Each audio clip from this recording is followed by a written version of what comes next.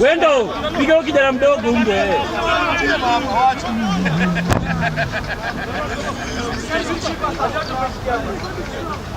Haijakuwa straight.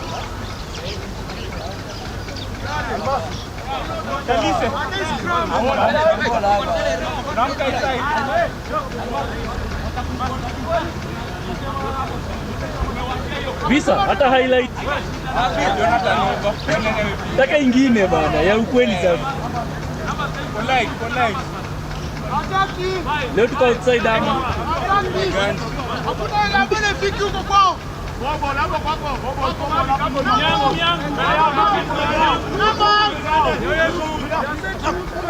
Wamejaa bwana.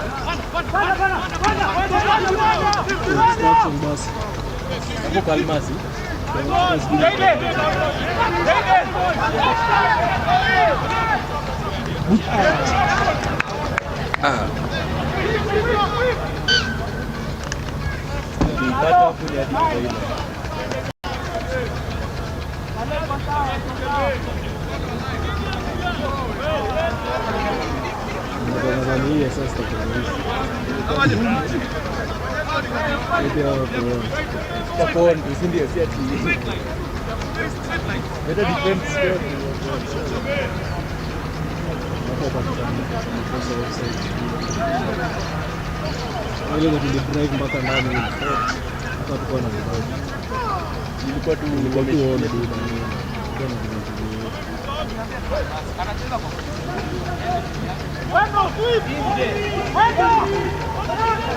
Seven wapi jamani? Alikuwa ameenda.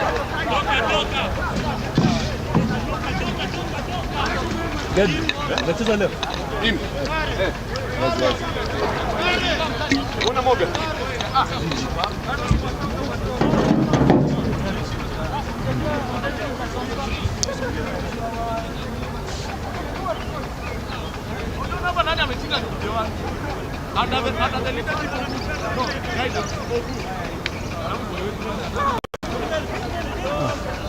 Kuna trial kule kwa bench.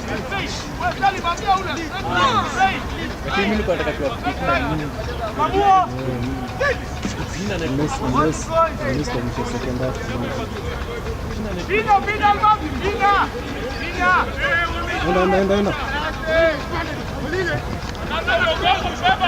Enda.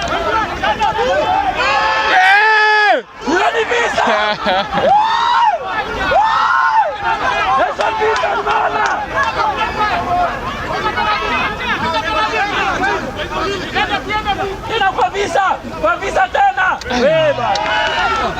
Anaonekana late. Hapo rahisi, tusikia hapo hapa. Kama scrum. Scrum zetu ziko kwa scrum. Sasa hivi tumepata timu tunaweza kupiga scrum. Urefia kwenda huko.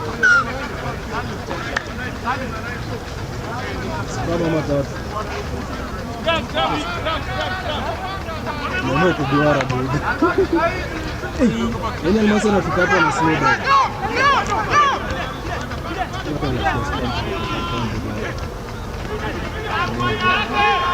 Opa. Mtu ende inject hapo. Sasa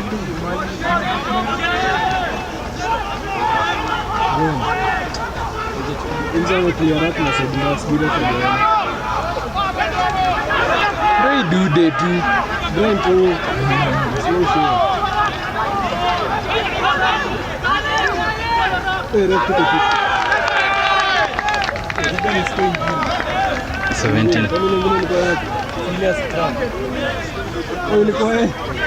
Unachukua ball badala ya nani yake hivi.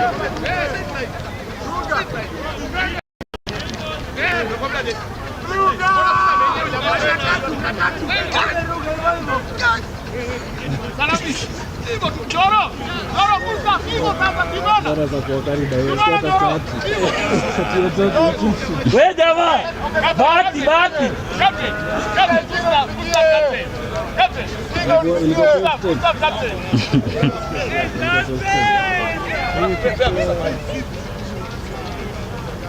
Tujaona hiyo.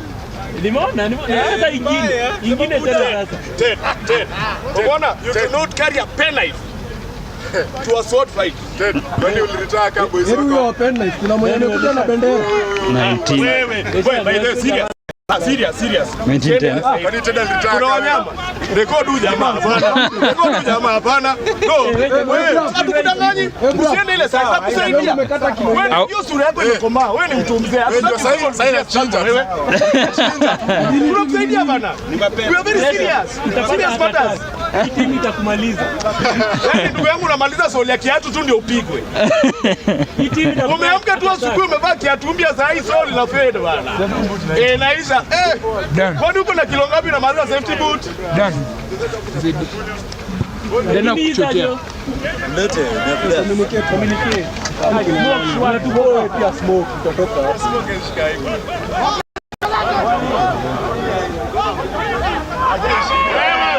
Wewe level huwezi box hapo ndani. Tafuta baika. Unasema leta. Wewe More una jamaa anacheza na box hata huyu. Cheza kama. Amekana nje.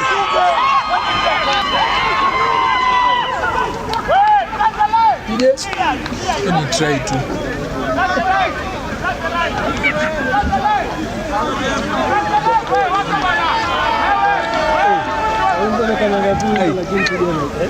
Sio nini wao wamemwachilia watu weki shoulder hata si wamekanyaga line.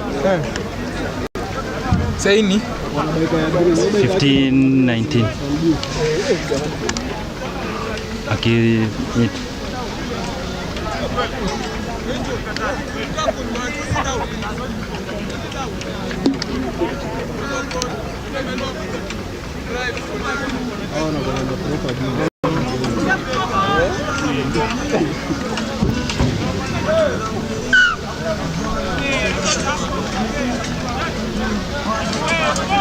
convert. So you need 17-19.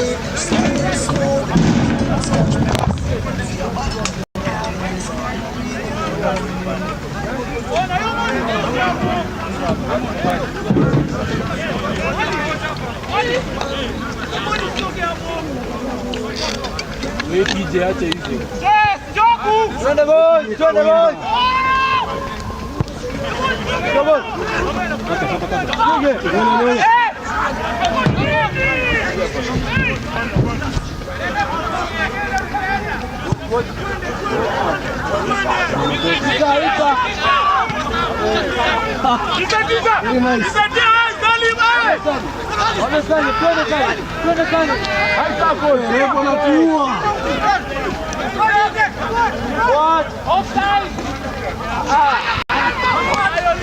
Hey.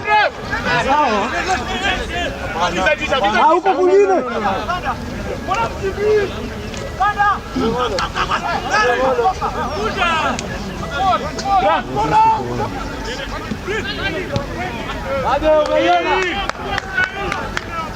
Nayo.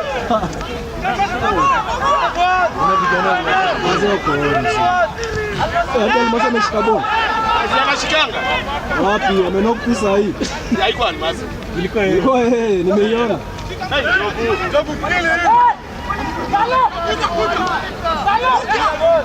Na mmeform 2 flat wote hata mnaibu. Beba.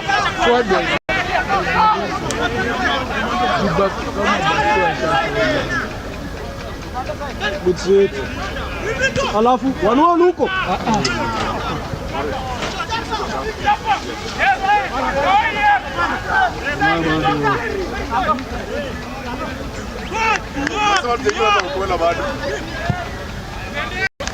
Knock your ball. Knock. Ruka mpige. Uni malaya. Wewe visa pigwe kadi. Wacha tena maneno hata tujani. Tena ndio kutaka kumwambia maneno zake. Wa nini? Sikamu kuja.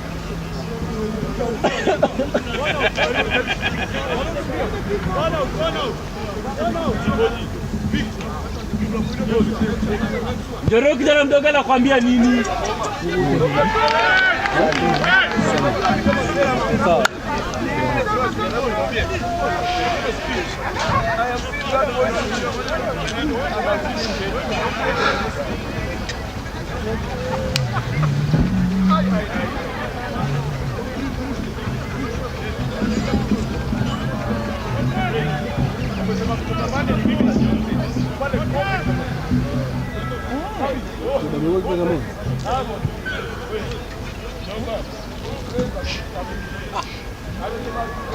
Umazete?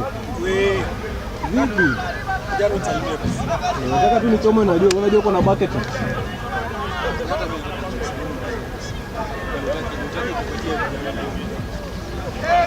Ndani, paka ndani. Paka ndani guys.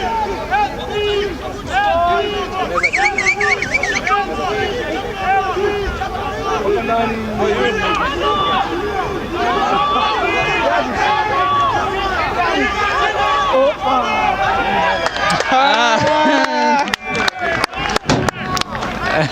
Hey. 24. Tulisema ni 35 and above, nothing less. 17. Wewe wakifika 35 wataharibika sasa.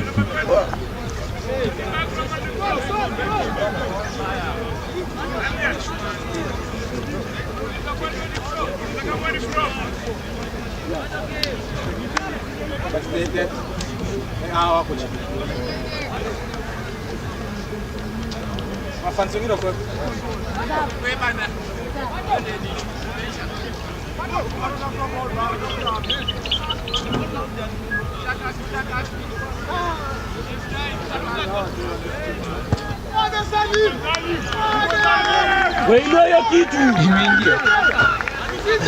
wewe tija malaya utaona manikatokea.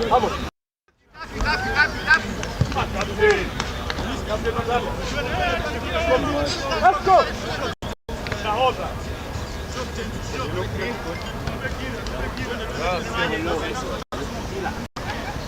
Almasi.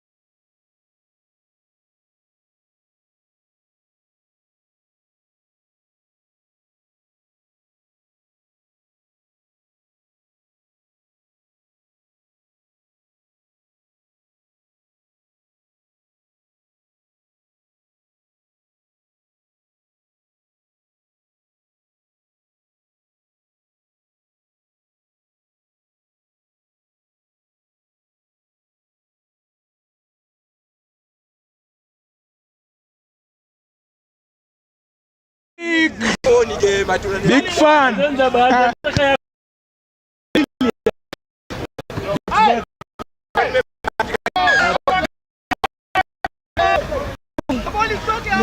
Unajua lini? Nini sana?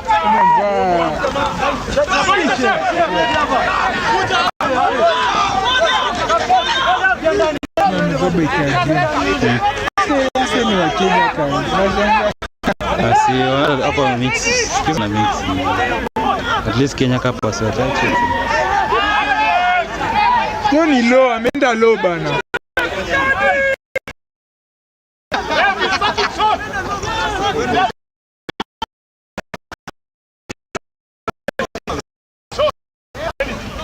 Amore.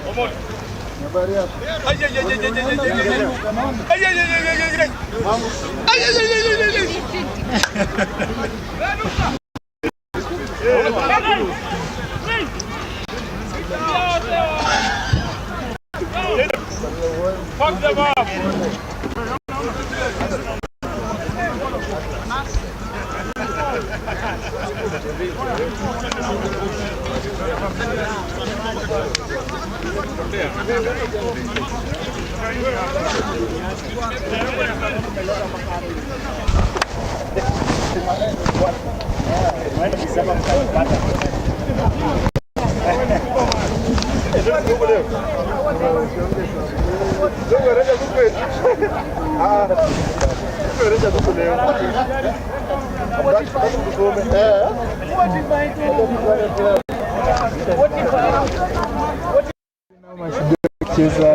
Kenya Cup leo sitakuwa moto. Ndio Ugabia anacheza leo, Odongo atacheza leo. Nakubanga.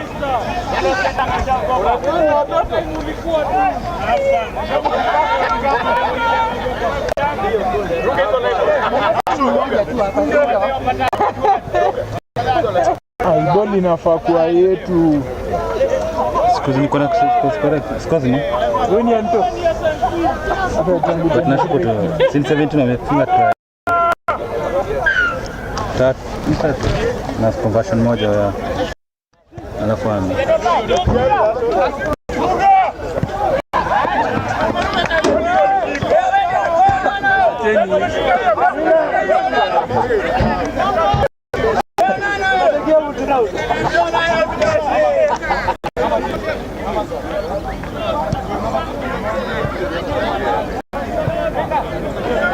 Visa acha hizo. Visa. Acha hizo. Acha bana. Ina ruku mbele. Unataka nini kipa? Tuko na pesa. Lakini digital. So uko na simu? Weuka. Umekonda.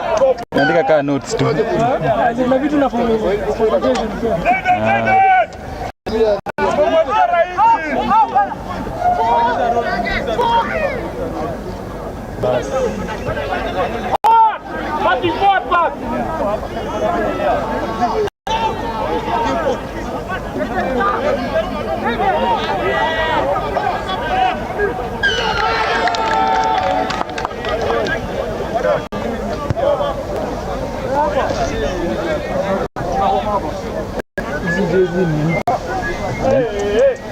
Gani hizi?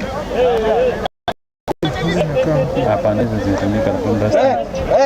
Umefika sasa. Wanotu. Wewe kwa nini utenda kwa nje? Hebu muulize bana, hata mimi nashangaa tu. Umenichokoza. Anabanta tu wasee hapa tu.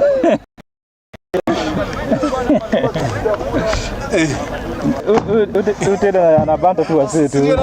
Joko nje. Usiingie ndani. Done. Woza. Nini? Evans Smith. Sijali. Hata saa hapa leo nikawa. Ni boys wa hiyo. Ni boys wangu huyo. Sijali tako. Ndio, kwa nini unafanya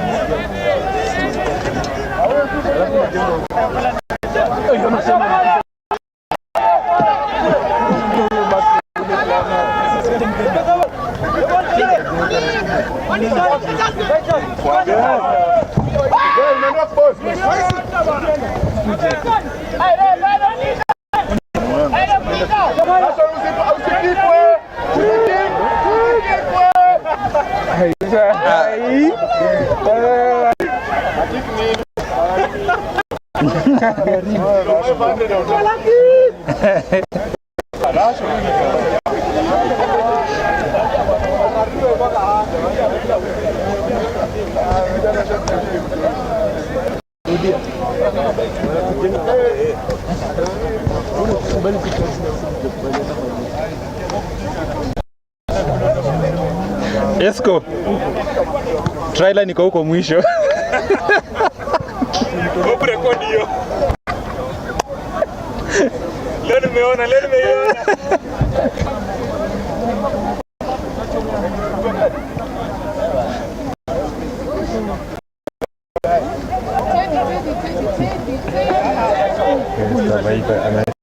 Kwa 5.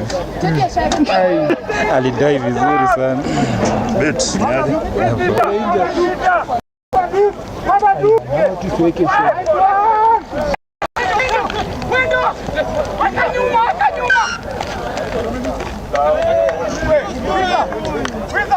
unaenda nyuma na uko 20 meters.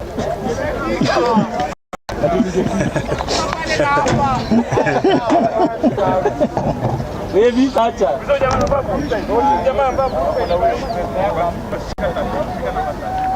Visa ungefika. Visa bado anavaa group sign. Visa bado anavaa group sign. Hello. Wakasa. Hello. Okala get 8. Visa tuanzia kuingia.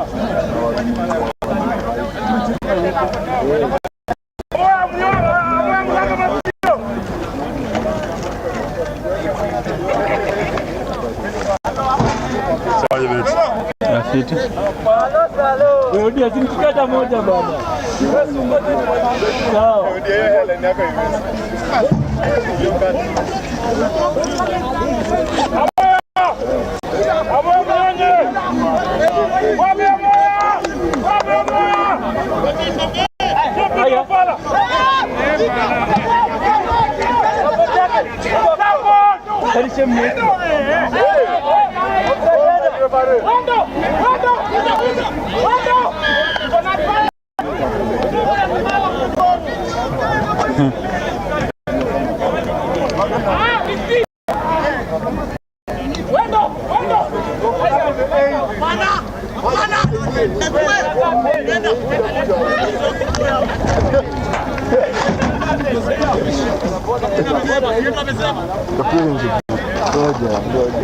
Kuna brown paper. Nasho. Kuna brown paper.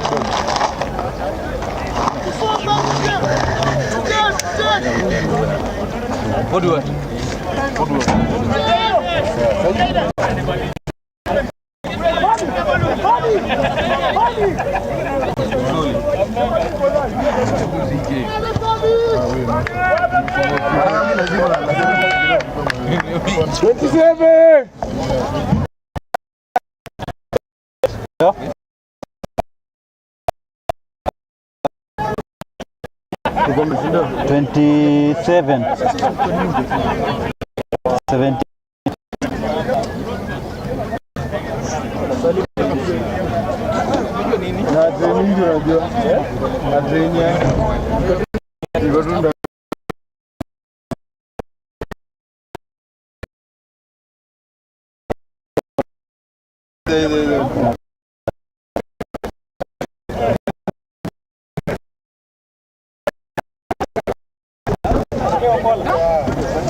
Very late. No.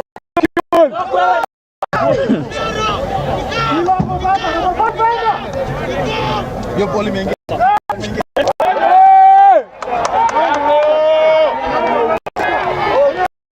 Hakuna kazi. Intercept kali. Umerecord? Ai.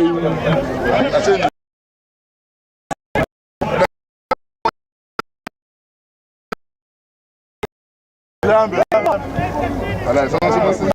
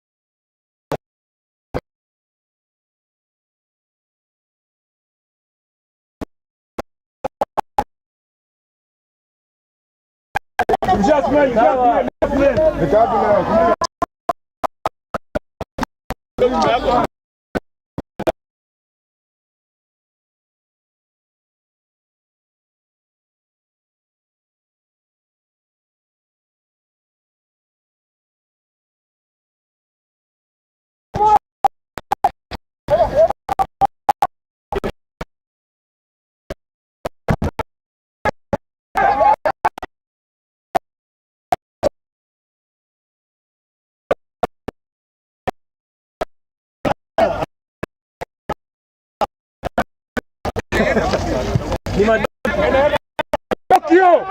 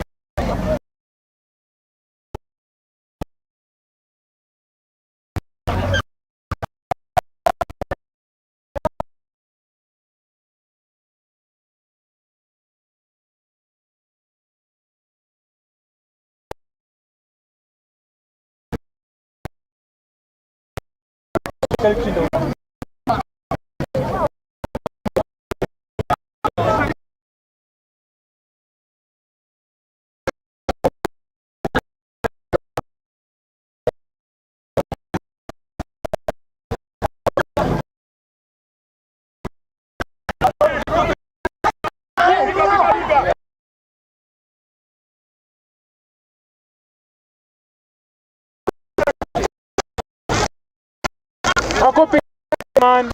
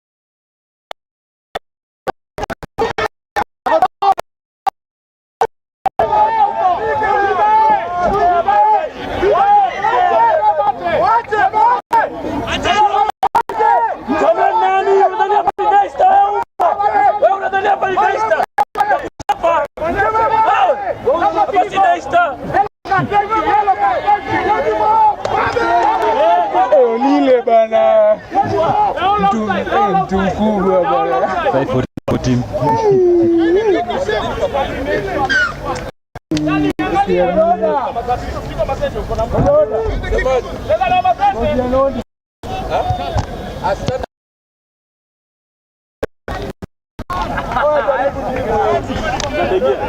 Hapa ni cake.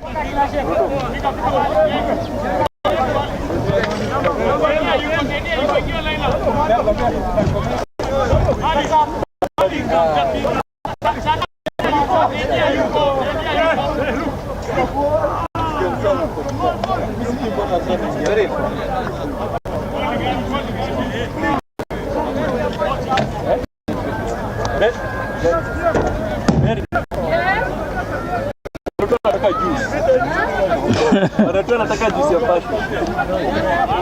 Ya pipi.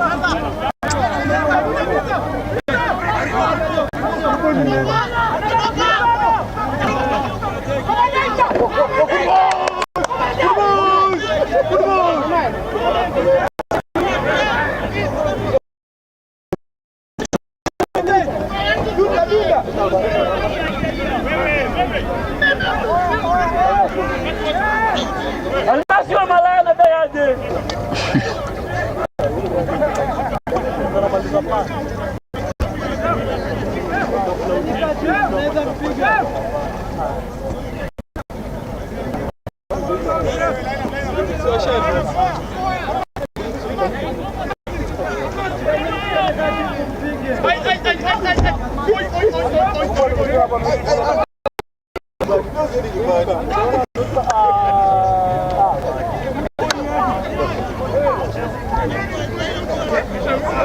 Acha hizo. Pita. Unakuja na kamera leo. Tucheze ndio unakuja kama.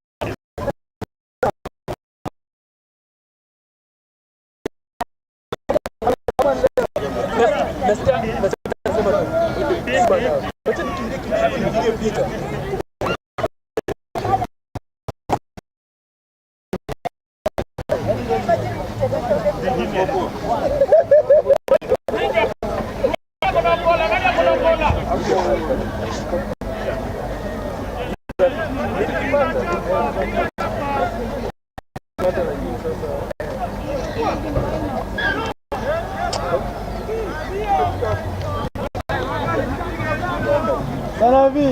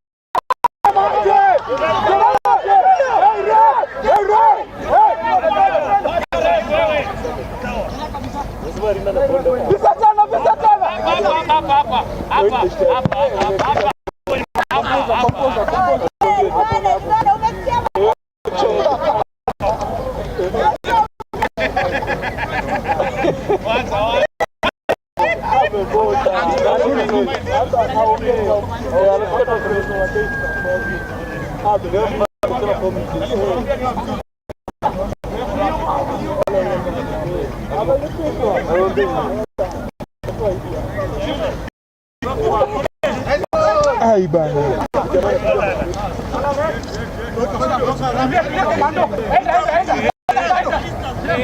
Use it. And watch. Don't toka visa.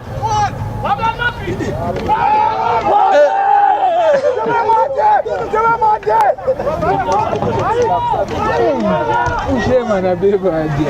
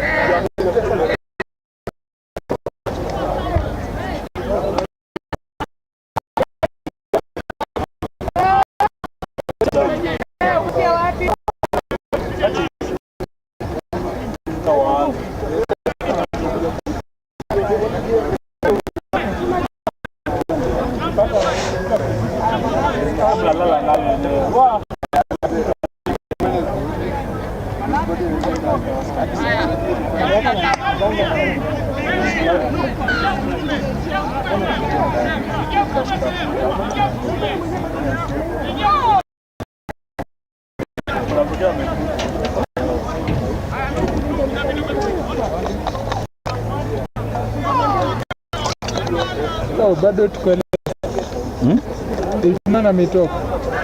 Si toka. Njora sharudi.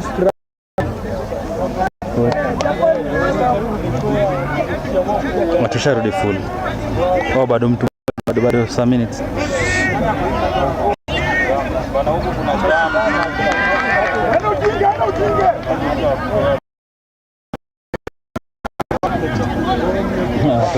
Toka juu.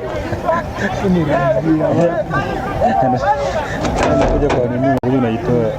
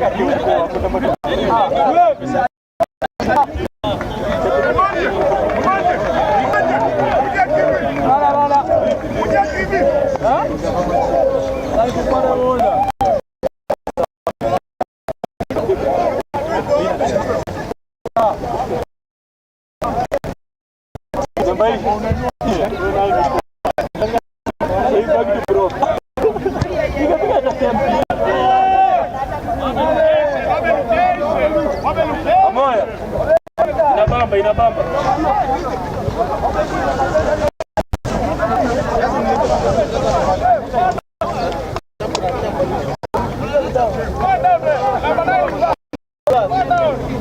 Bet 37-20.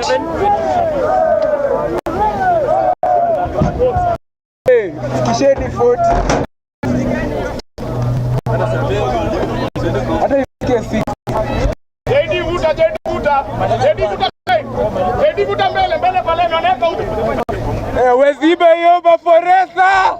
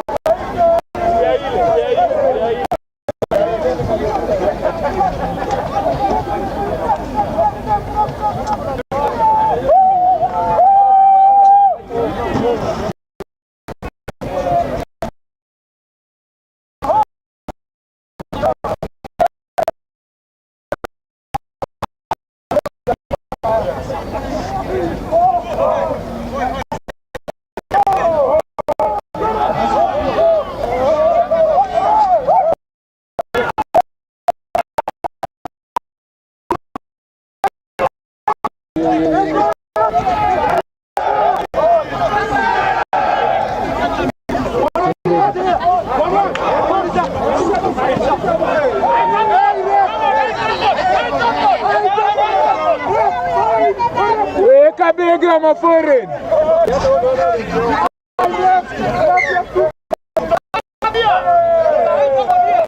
Maforeign weka bega. Weka bega.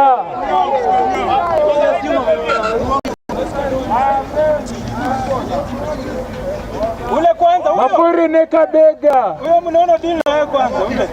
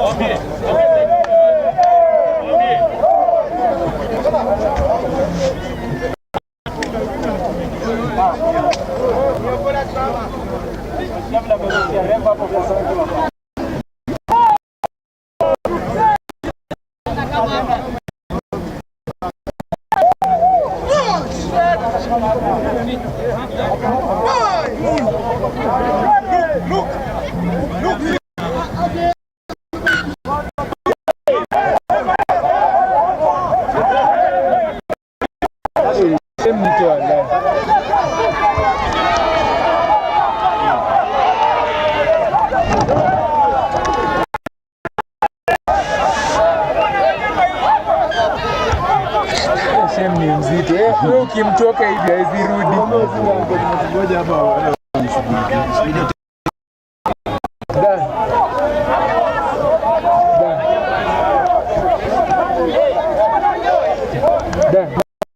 Ni mzee.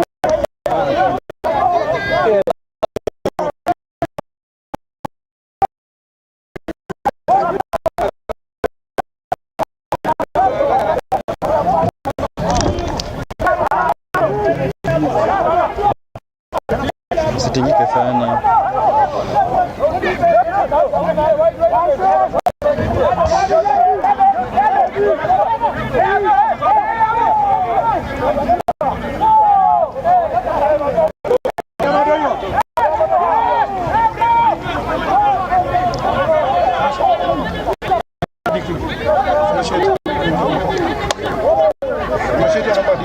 Saidi letu. Sio kitu na bwana.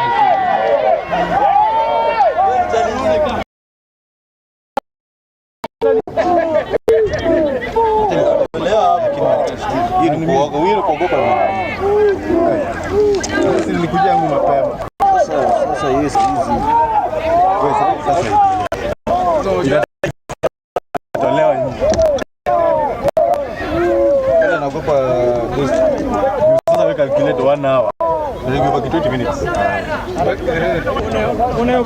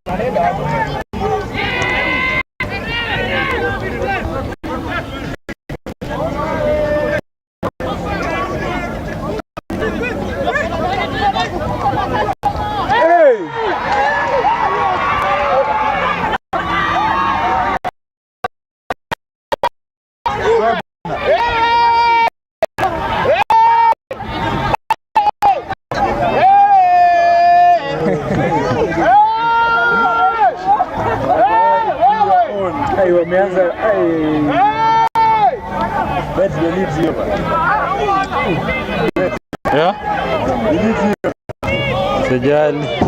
Bila nikipiga usirekodi. Just side ni live.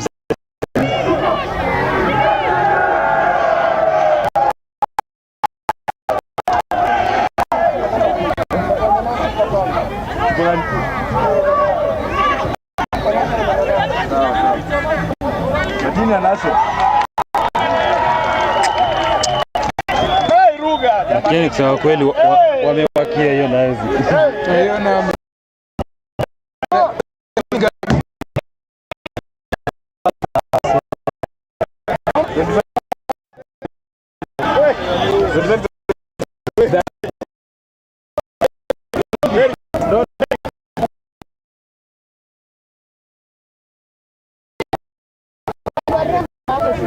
wamepiga ruga bana.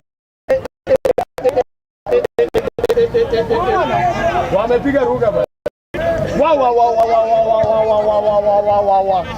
Wa.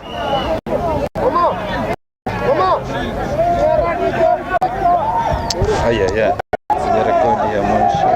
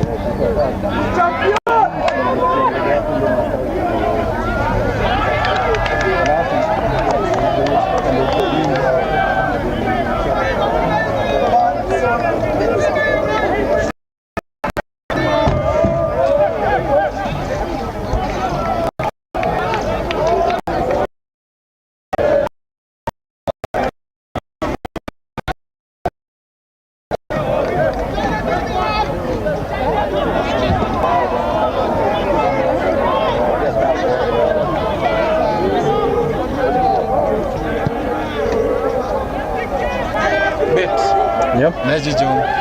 Fit sana.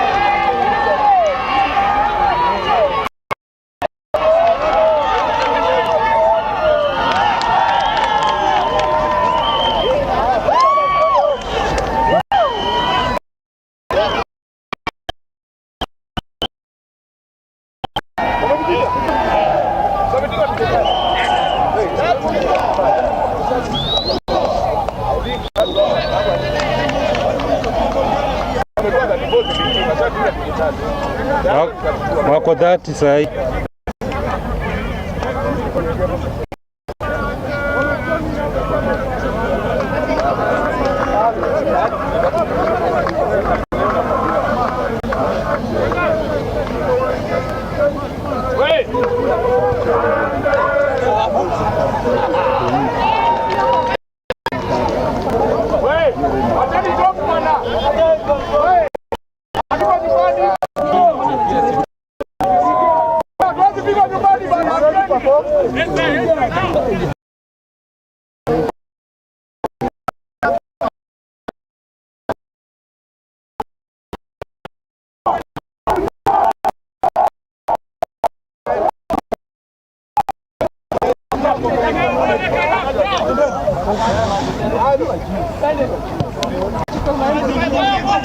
Yako chukua.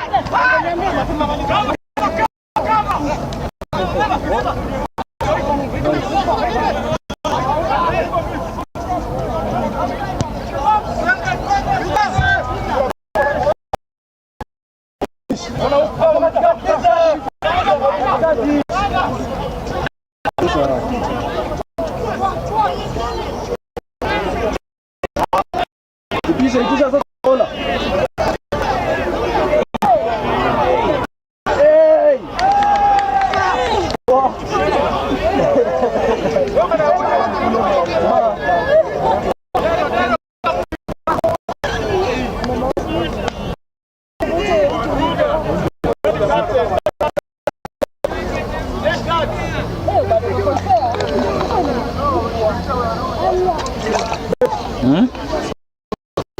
I think that's 732. 32.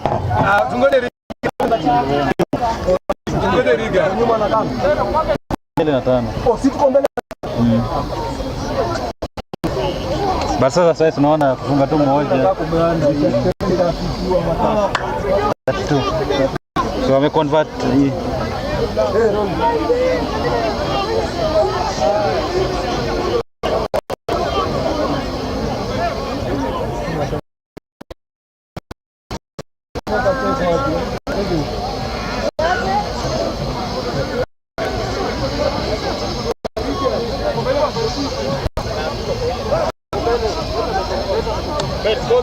That's 732. That's 732.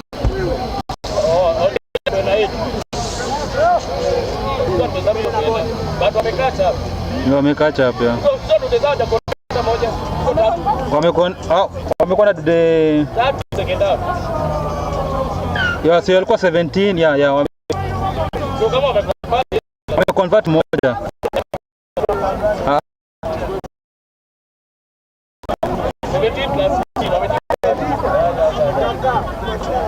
So that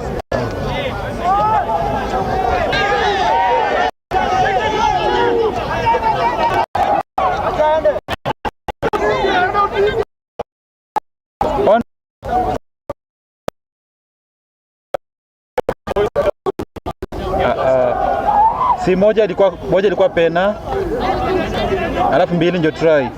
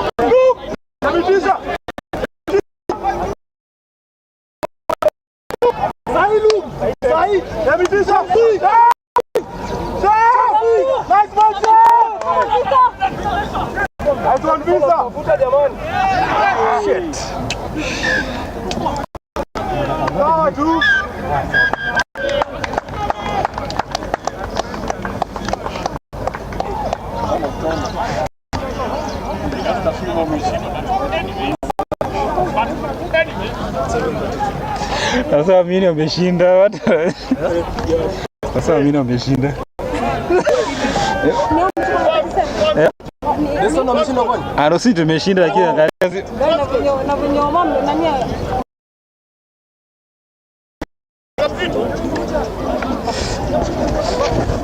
ana mwabu. Sina mali nimetoka na ningekuja.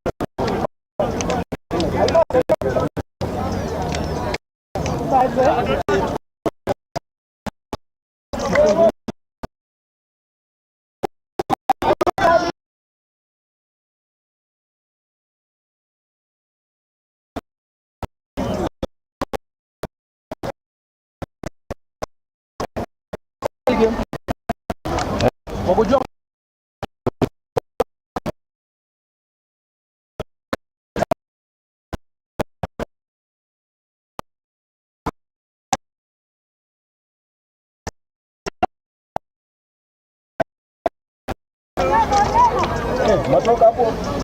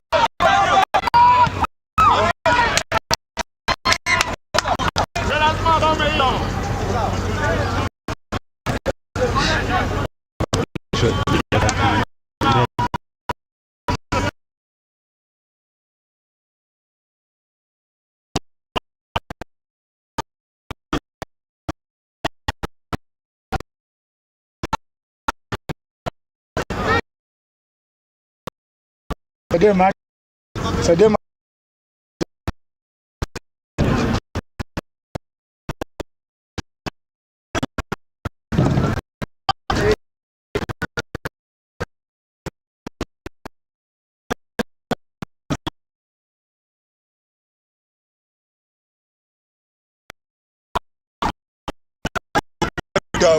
ndio na ukimbia hapo ndio.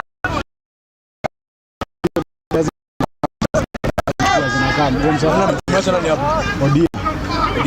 Namba wangu kwa hapo.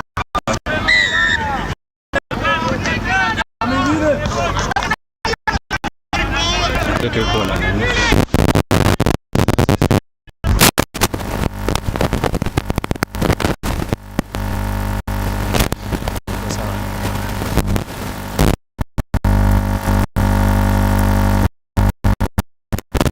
After one.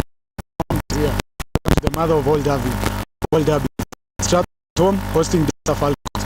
We took a 30-kilometer trip from the outskirts of the city to lock horns on what is anticipated as the rugby clash of these two titles of Kenyan, a battle of greens each on the season, considering that Daystar still newbies in the Kenyan.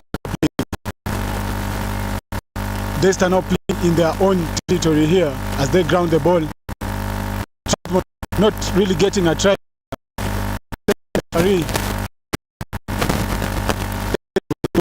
The tackle. Composure coming in from Arnold Muita. As we see Dennis Mbila psyched up, full of energy.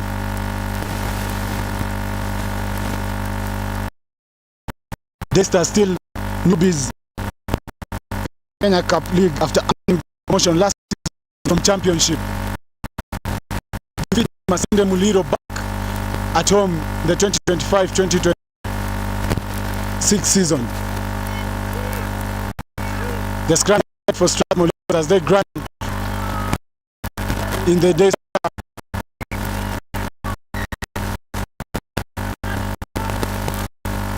Penalty towards Strathmore as Daystar now forced to go back on the line here. Center referee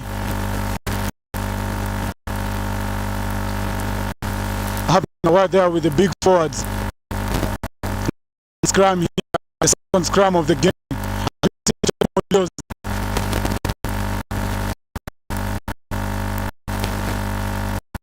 Trying to work out a play here is Amon having a word with Colin Maina.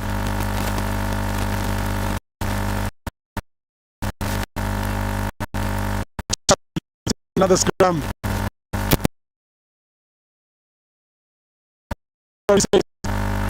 Is still available. Dennis Miller holding the ball to himself as we see Strathmore Leos pushing for scrum.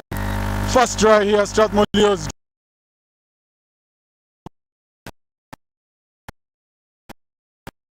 Miller and points there through the scrum, showing the power and energy that they didn't come here to joke. Less than 5 minutes gone. Strathmore Leos 5, Daystar 0.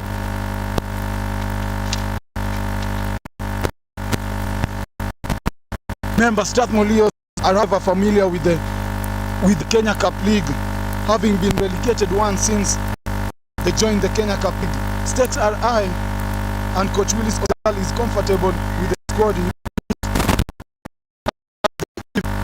that they will deliver not less than 5 points. Atmosphere is electric, folks. Expect no prisoners taken, only warriors on the pitch. Leading from the front, Captain Ian Machete will retain number 1 and respectively. Kenyan and Bruce come to Raymond Tata, who is missing action.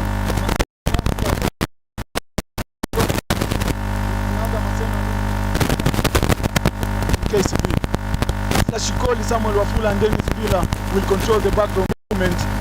Arnold replaces Brian Mudwa at 9 after Brian picked a last injury during Thursday training. Starboy Amalwa is now forced to move at 10, while Collins Maina is expected to play the badge as he defends one-man Odoshe on the blood wing. Strathmore is now in control after that restart from Daystar, playing in their own half. There comes the hard carry. Strathmore going down on that tackle. Daystar really working hard to attack that track. As you see, Amon Wamala not really playing in their own half. He goes for that kick. Referee says play back. Forming the backfield position. Patrick Odonga is held on the first tackle. Daystar ball in position, forming that line of defense, but it was really harsh. Daystar as they close that gap. And there comes the intercept from Starboy Amon Wamala. As he goes at the pace.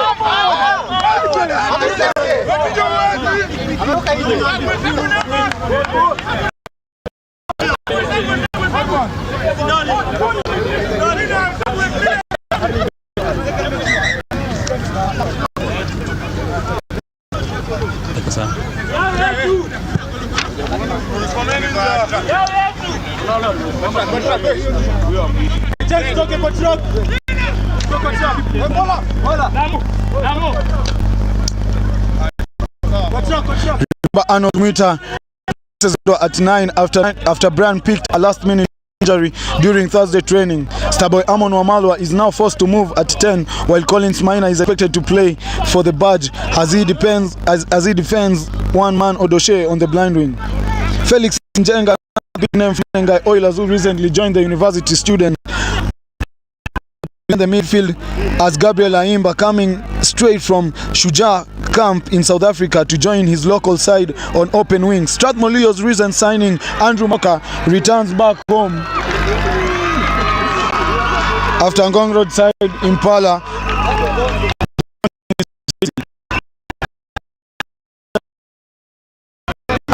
From Daystar.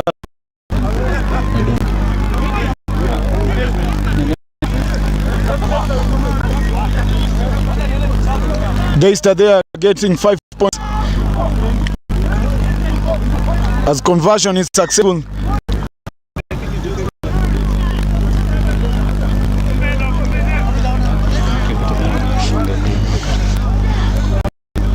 The scores: Daystar 7, Strathmore 5.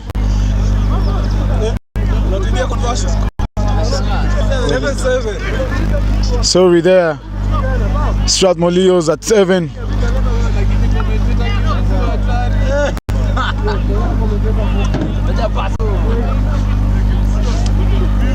Strathmore Leos 7. Better play there from the Falcons as they get another quick reply there. This is is a university derby. Beautiful faces. And who are watching it live straight from Evans Bend TV. Decide to go for that under kick. Matoka has dropped, has steps out of one tackle. There go. He's batted on the tackle. He releases. Referee says play on. Calling for the ball. Dennis to Bay. As he goes back on the inside, no support, but the ruck is secured. And there comes the cross kick from Arnold Muita, another notorious name. Very, very smart and skillful when it comes to spotted gaps. He has done it once against Menengai Oilers. Same try by Collins Maina. Just knocking it a few meters forward. Collins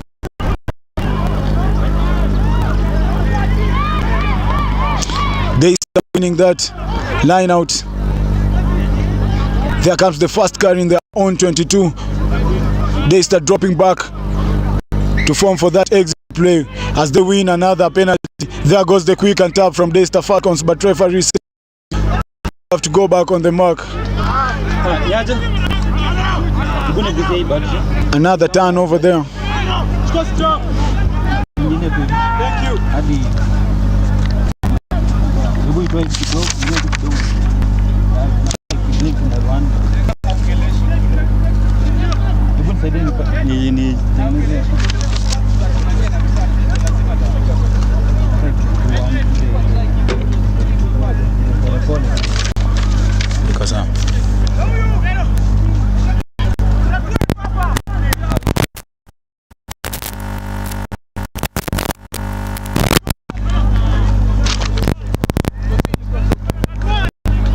Max Atera, Bramwell Anekea, Jack Angawa.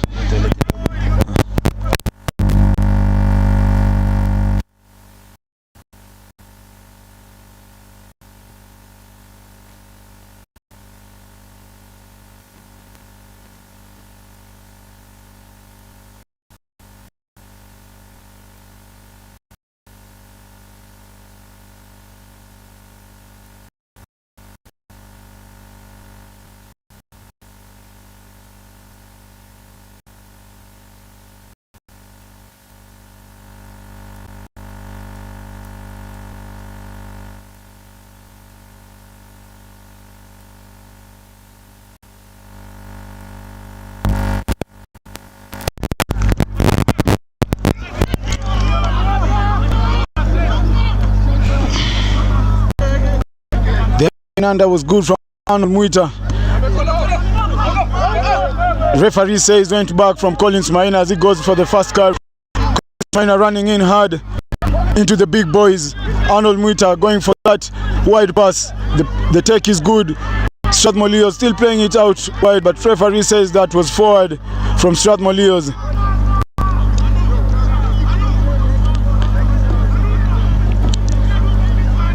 These two sides really need to get their head into this game. A lot of angling enders coming from both sides. This is the fourth scrum you're having in the not less than 15 minutes of the game.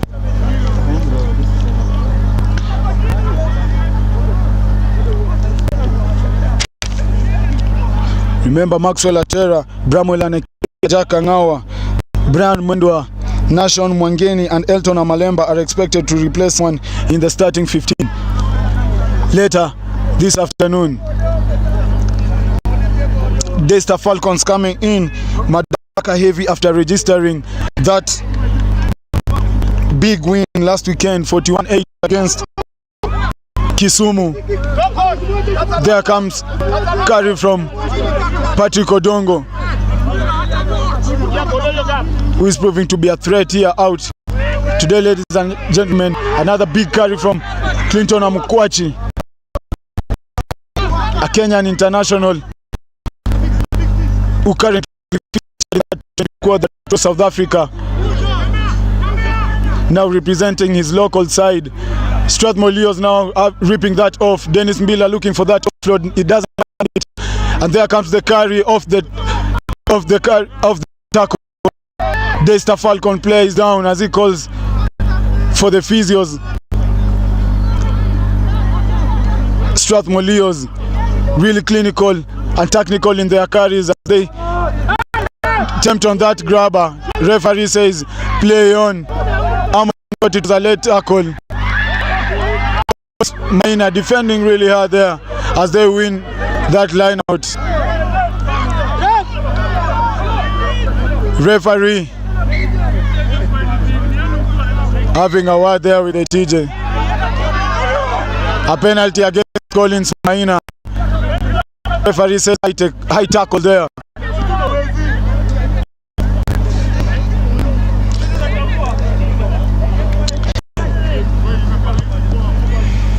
Eddie Wambugu going for that. Eddie Wambugu going for that exit play.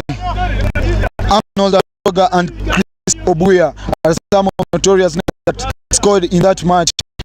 TV was able to catch up with Coach Bosire, who is the field coach. He is very confident that he picked, blustering his squad with Kenyan international shooter, top point scorer, and also an Olympian Patrick Odongo, who came from that 25-man squad from South Africa.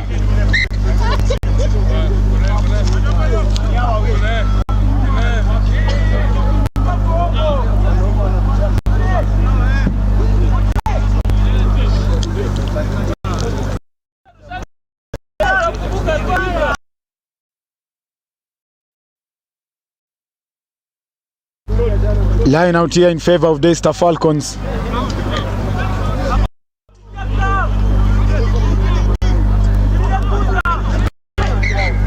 Ted Okwaro having to set there for the play. Nathan wants the ball for himself as he controls the line out calls here for Daystar Falcons this afternoon. Earlier today at 2 p.m. Strathmore Cthulhu's won their game against in another ESS derby match.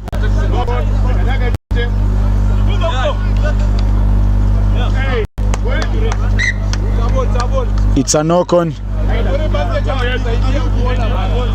It's a knock-on and the ball was in favor of Daystar Falcons. Handling errors here from these two sides. Another derby that is proving to be.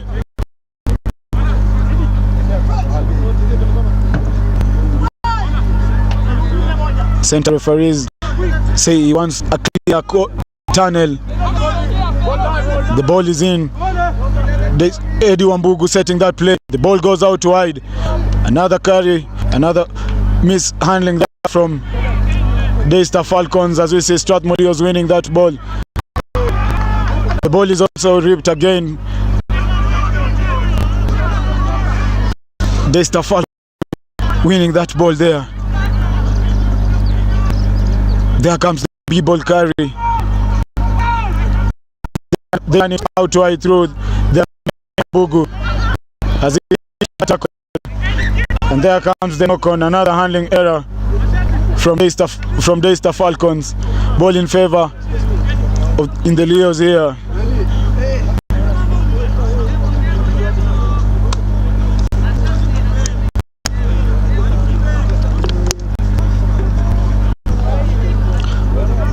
Less than 15 minutes gone. This is almost the 5th scrum we've had in this game.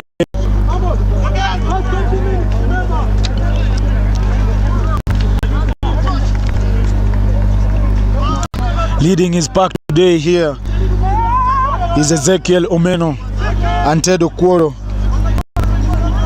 who are in the staff ending on that as Matoka attempts that boot. Collins Maina on the chase. The kick was good. The take was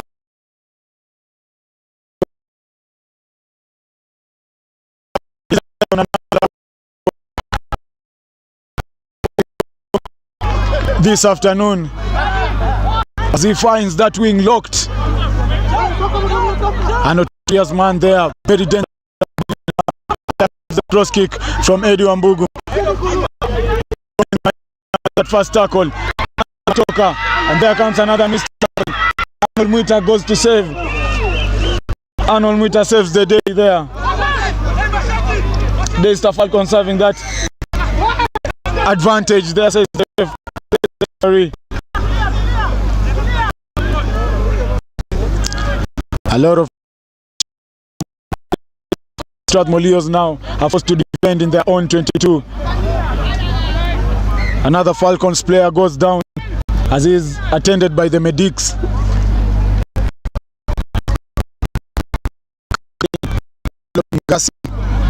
Will go head to head with rival as loose head.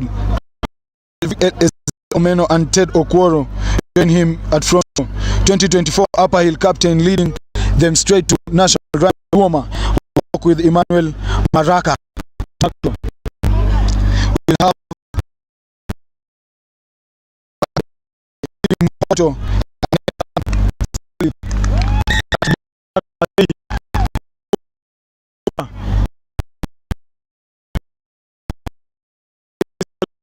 10, Strathmore Leos 7. Daystar Falcons now going ahead here. A lot of tension from these two sides. Currently on the dogs, Strathmore Leos standing at number 6. They are fighting here. They want the playoff position.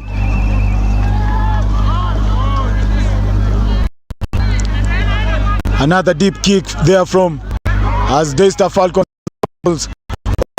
Another restart there. A lot of handling errors we've seen this afternoon. Two sides having a couple of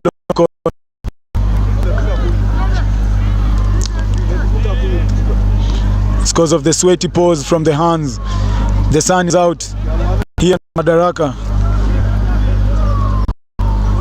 The weather is good for some beautiful rugby this afternoon. Daystar Falcon currently leading this game. Strathmore Leos having that advantage. As we see a playing being formed there. Dennis Mbila, he decides to go on the shorter side. Big carry from Dennis Mbila there as he's supported by his teammates. And there comes the white ball. Steps out of one tackle. He's got pace. Strathmore Leos now really need to get clinical in their play here. Another big run there from Strathmore Leos as they get it down. But referee says he's held up on the tackle there. And Matoka dropping ball. That was another big carry from Samuel Wafula.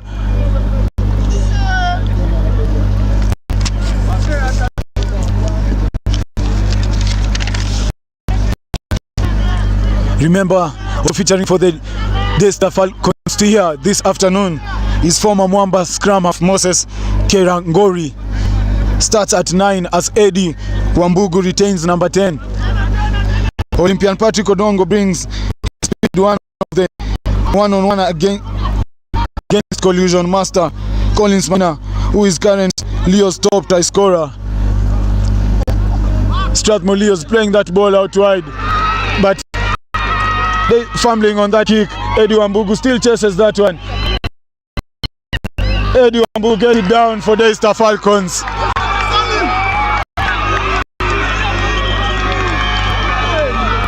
Where? Nearby, as they say. The unexpected is happening. Unexpected is happening this afternoon. Daystar Falcons adding another 5 points, bringing the score 15. Strathmore Leos 7 with the conversion to come through Eddie Wambugu.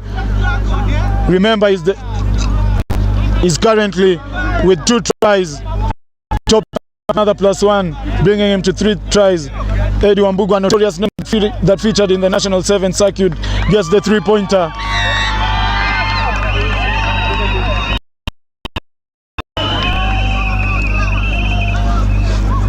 Daystar Falcons didn't come here to play in Madaraka as they lead this game 17, 7. A lot of errors forcing Strathmore Leos, putting them under pressure in favor.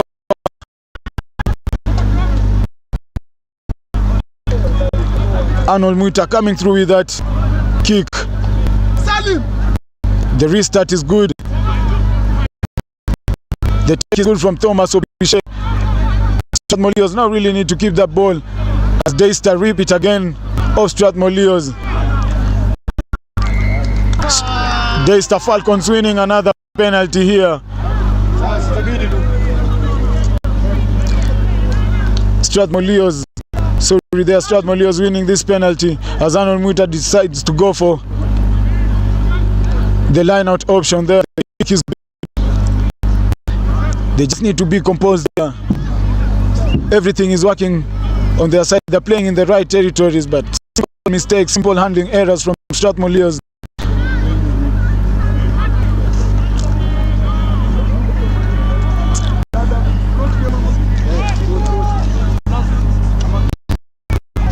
Biggies are also expected at center as Arnold Adonga, Elvis Sunday combine as centers. Open side, Chris Obuya is expected to rise the bar high after that wonderful performance to 15 in the Ticini weekly charts. Daystar Falcon at fullback is Katie Ansley, will control the defensive pattern, bring an end to the first 15 there. Strathmore Leos now really grinding hard, pushing that maul. Daystar Falcons are forced to go back. Strathmore Leos, they want this try. They're really desperate for a try here. They still can't find touch there. Strathmore Leos say you have to go back and play onside. Another penalty advantage to Strathmore Leos as Arnold Muita goes for that quick and tap.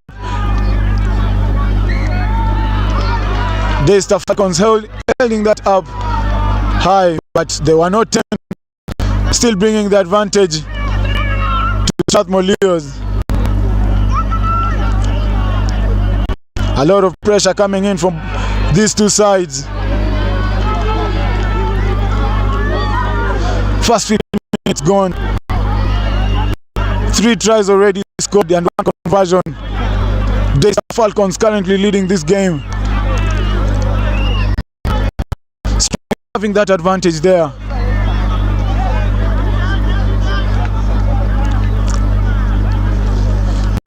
And on the first bomb squad will feature Dennis Kelly, Ajuoga, Sos Peter Ndumia, Fabian Onyango and James Masavai. Strathmore Leos calling in all 8 there. Arnold Muita having trouble as he has a word with number 8 there, Dennis Miller. The scrum goes down. They have to reset again. Strathmore Leos forming a little backline here tonight. Andrew Matoka returning back home straight from Impala after having a successful 7th and 15th run last season, helping the Swarters to retain that Kenya Cup spot, avoiding relegation. Now coming back to the Leos to yet have another stint with his home side here. He joined this club back in 2018, fresh from high school. An Alliance alumni who also featured for the Chipu squad. Most valuable player 2 times, as we see. Arnold Muita is held on that tackle. Strathmore Leos really desperate for a try here as they grind towards the hedge. Forwards really grinding there. Ian Machete calling for some composure. Do they really find touch here? Referee says call short. Strathmore Leos grinding towards the hedge here. There comes the pick and go. Still short there, says the referee. Bowling Strathmore Leos, another big carry there. And they find grass. Strathmore Leos take it yet another again to the board. Strathmore Leos again go there. Pick that build up slowly.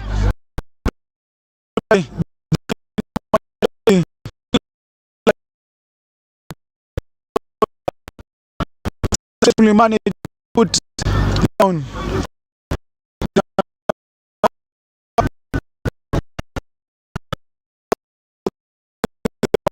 With 15.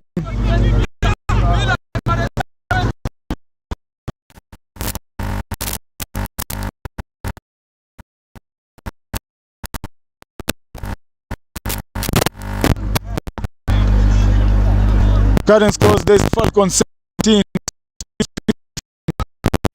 Game is back. And the game is still on. Eddie Wambugu take as he decides to go deep. He goes deep on that restart. Patrick Odongo on the race. The take is good from the as he beat one defender.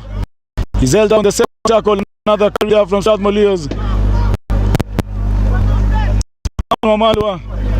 Calling for the ball, but Andrew Matoka decide for that exit play. Patrick Odongo there calling for the ball, but he held on the tackle. Really dominance, but Daystar Falcons also really showing that they're here to prove a point as Eddie Wambugu decides to put another bomb kick straight into the hands of Amon Wamalwa. Starboy decides to return the kick back deep. Take his foot from Daystar Falcon. He missed on the second tackle as we see Strathmore Leos player coming to the rescue there. Daystar Falcons here in trouble as they are arrested there in their own half. Clearing that track mercilessly. Eddie Wambugu running the ball out wide as he kicks that ball outside. What was he doing there? Eddie Wambugu decides the cross kick. Extra there, kicking the ball out wide. He had only one job, to pass the ball out wide. I think he left his kicking boots behind the play. That's not his style. As one of the current best kickers in this young squad of Daystar Falcons that got promoted on the 2024-2025 Championship League. Amon Wamalwa running at that ball wide, and there comes the fatal from Samuel Wafula. Carries in hard. He is held up high. Now it's a maul. Daystar Falcons winning that one. Once again, defending really well. Samuel Wafula that tackle. A hooligans game played by gentlemen, they said. Well, these boys leave it all on the pitch. No guts, no glory. They move. The more you sweat in training, the less you bleed in combat. And the strength of the team is each individual. Each member of the team. I mean, rugby is life. Everything else is details. I'm your commentator for the day, Sullivan Japaso, joined with my boss here, Evans, bringing you live rugby action wherever you are. So remember to like, follow, share, and leave a comment in our social media platforms across all networks. Andrew Matoka decides to put another kick deep towards Daystar Falcons. Taking that kick good is Eddie Wambugu as he attempts another up and under. Dropping back wide, calling for Combs there. Running Strathmore Leos. Gabriel Aimba out of one tackle. He's not held on another tackle. Strathmore Leos there, Arnold going inside the ruck to fetch the ball. As Daystar Falcons attempt to counteract, the ruck referee said ball is open there to play. Collins Maina now calling numbers on the outside. And the ball is knocked forward by Daystar Falcons. The Athi River boys just really need to be composed here. They are playing in the right areas, right territorial game. Eddie Wambugu not playing in his own half here, putting Strathmore Leos under pressure. Daystar Falcons in red, Strathmore Leos in blue. Current scores: Daystar Falcons 17, Strathmore Leos 15. The ball in favor of Strathmore Leos here as they said that play. Felix Njenga having a word there. I'm calling for that play. Daystar Falcons are expecting a pan under here. Strathmore Leos running at that ball wide as the ball is knocked for Gabriel Aimba.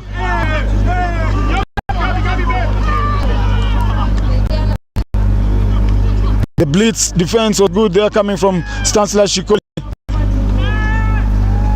Eddie Wambugu running it out wide.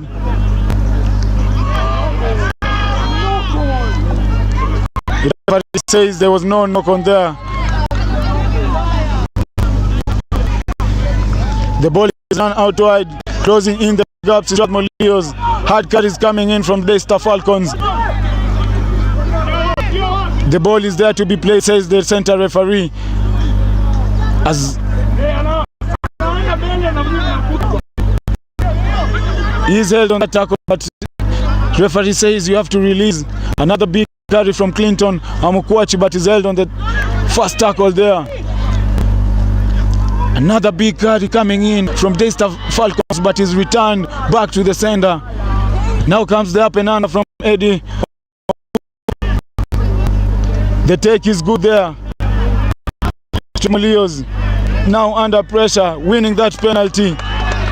You have to be on your feet, says the referee. You have to be on your feet. The turnover was there, but the player losing his feet there, resulting to Strathmore that penalty. They go for that exit kick through their captain Arnold Mwita, who's calling for some little bit of composure as they go to this line out. Thomas Opio, another Maseno youngster who featured in the 2023 squad, played in the Strathmore back in his high school days, now in his senior prime, playing now for the Leos here, calling the lineouts and calling plays with the senior fellow player from Maseno, Regan Juma, who the students acquired from KCB. Strathmore Leos fumbling on that lineout, and comes the Daystar Falcons. Daystar going out wide. Strathmore Leos defending really hard here in the 122. They win that penalty there, says the referee. Strathmore Leos now really have to go back 10. A little bit of composure there. The Strathmore Cthulhu's winning their game this afternoon.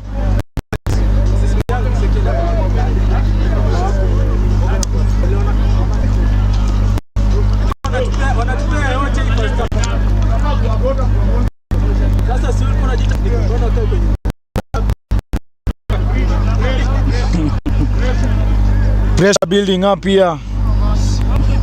Joseph having a word there with his technical brother there, Moray.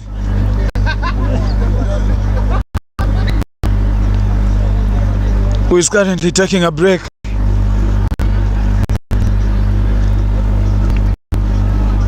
Referee says you have to play on as Daystar Falcon goes. Everyone needs a breather here, including the technical bench. Also support, you can remember to support us through our M-Pesa number that is presented to you on your screen as we continue to bring you live rugby action across the country. Remember, the referee is Edward, who will be assisted by Constant Camp as the touch. Remember, Daystar Falcons will be looking to register a second win, while Strathmore Leos will be looking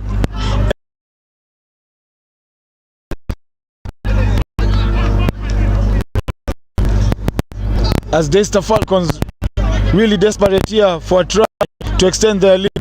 You see them grinding slowly into the tribal stumps.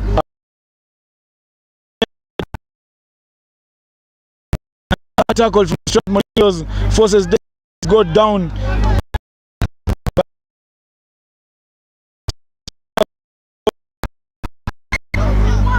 Does win another penalty.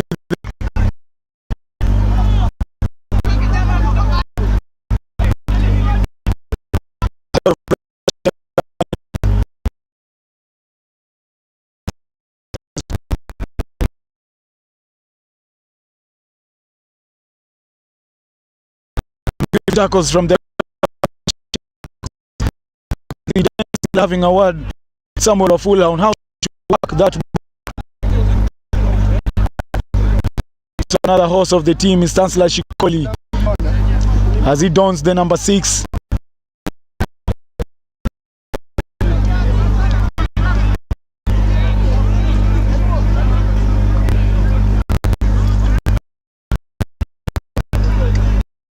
Another retake there from the scrum.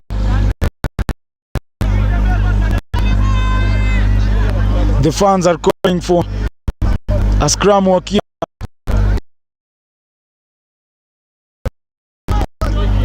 A lot of fans really showed out here to support their Daystar Falcons.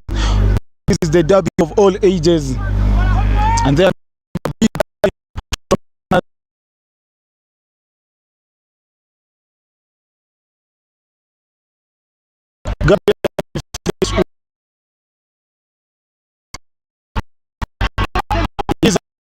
Godongo, but he goes down. Strathmore Leos now winning that ball there, defending with pride there. 27 showing composure in their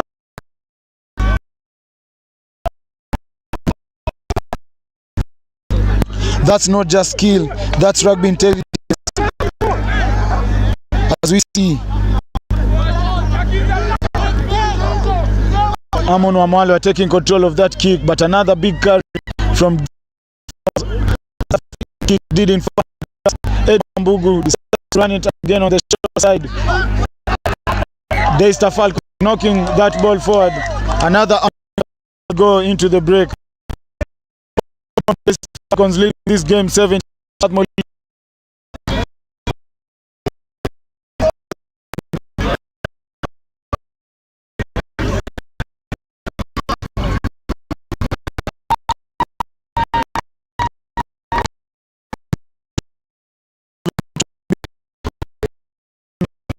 Tight here.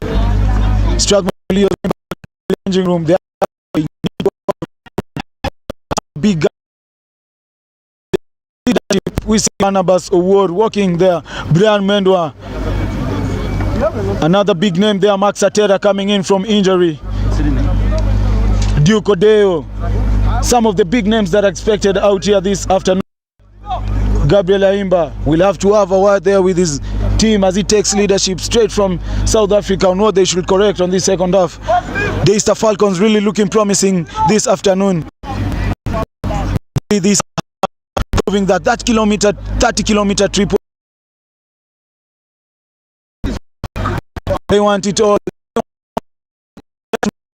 Win here. Strathmore Leos are third. I'm your top commentator as we go for the half. See you after 10 minutes. So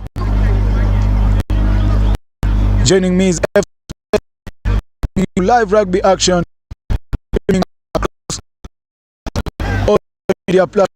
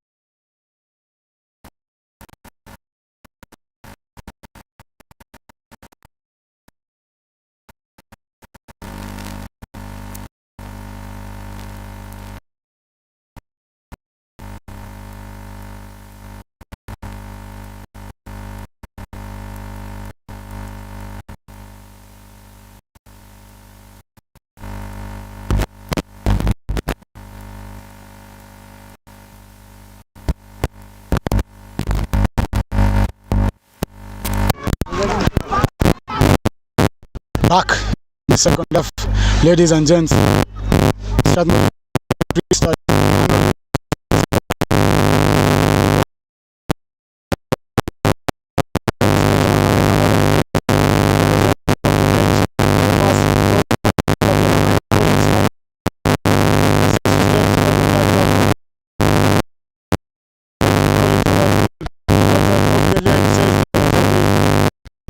Forward pass there to by then. Strathmore is really clinical here in the handling areas as another straight in the second.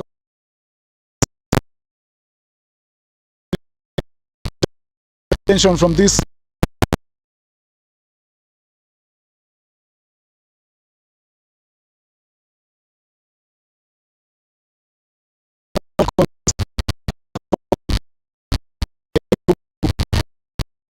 that play.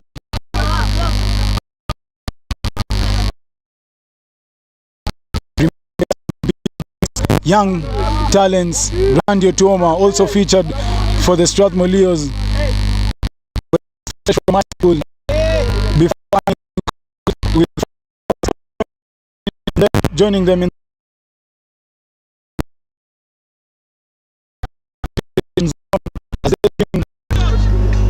some quite impressive performance here. Strathmore Leos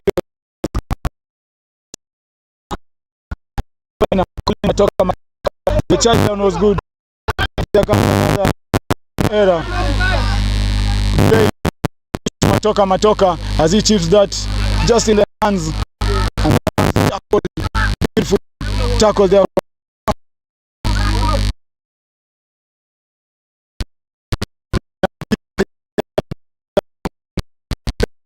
In a danger.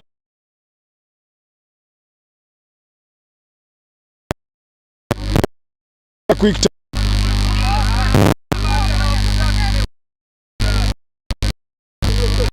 referee to play on. Remember this man's sport. No time to waste time. He was in the play. Daystar Falcons now running it out wide. Another beautiful tackle there from Days to play. As he takes impact and contact, straight from Daystar Falcon.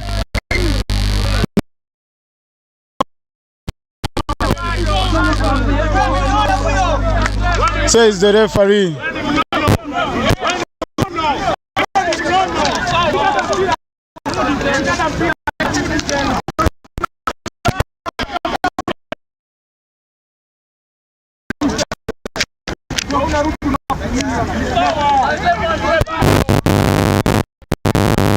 Daystar Falcons knock on there, reminding us that rugby isn't a game of individual brilliance, but a game of teamwork, and that's what they came here to do.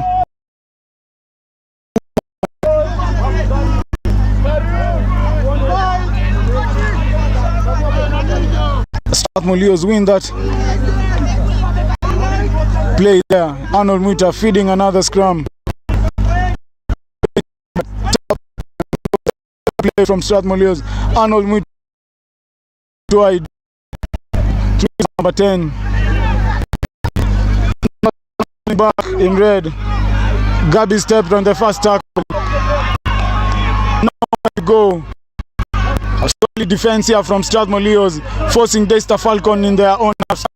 Turning that over. This second half looking promising. Another turnover again from Daystar Falcons. Randy Otoma with another big carry, but he's held on the first tackle. Andy Wambugu decides to go another text.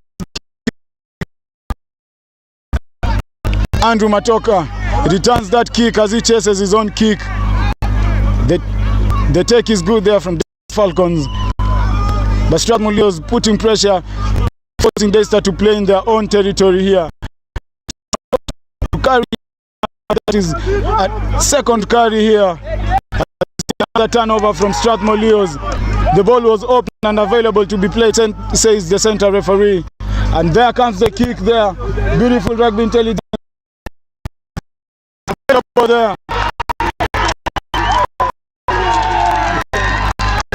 I was telling you earlier.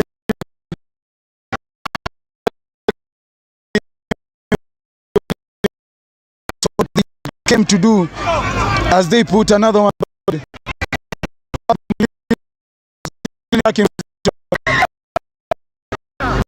Referee taking, says Daystar have to fall back.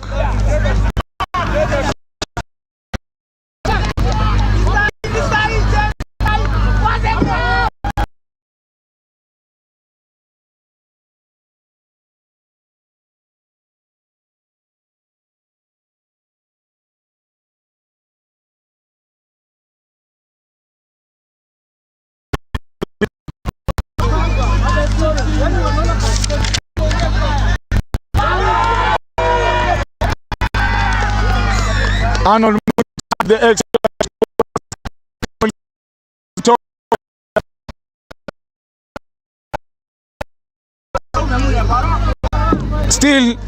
still are into this game.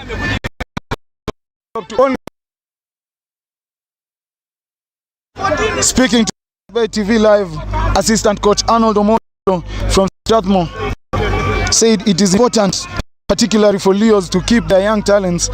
They've got good players over the years that start with the bomb, but only play for 3 to 4 seasons before moving to bigger clubs. The restart is taken good by Strathmore Leos. Daystar Falcons looking to hold it up, but Strathmore Leos too strong here for Daystar Falcons as they win that penalty.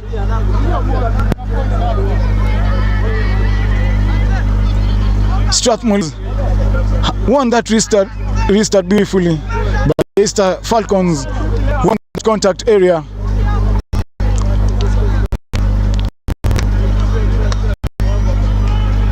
Milking, that's by Daystar Falcons. A number of scrums we've seen this afternoon here. This is the 10th scrum. Quarter of the second half, and there comes the charge down from Strathmore Leos. Thomas Opiche, another big name from Maseno. Andrew Matoka goes for that exit play. The kick is good from Andrew Matoka. It finds grass.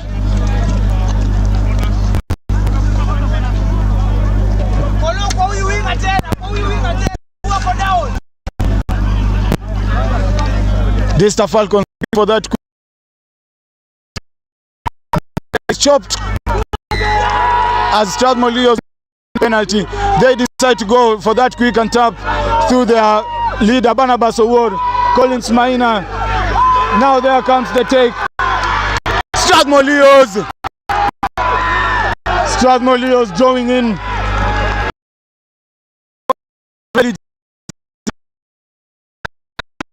From Leos. This is the spirit of the Blue Boys, showing that they didn't come out here to play. Some beautiful rugby play there by Arnold Mwita, a skillful player. Rugby, mind and intelligence mixed together. Smart play there from Arnold Mwita. But we can't forget the quick tap from Barnabas Award. Then the offload came to Arnold Mwita. The cross kick was good. The try was scored by Strathmore Leos, bringing the scores.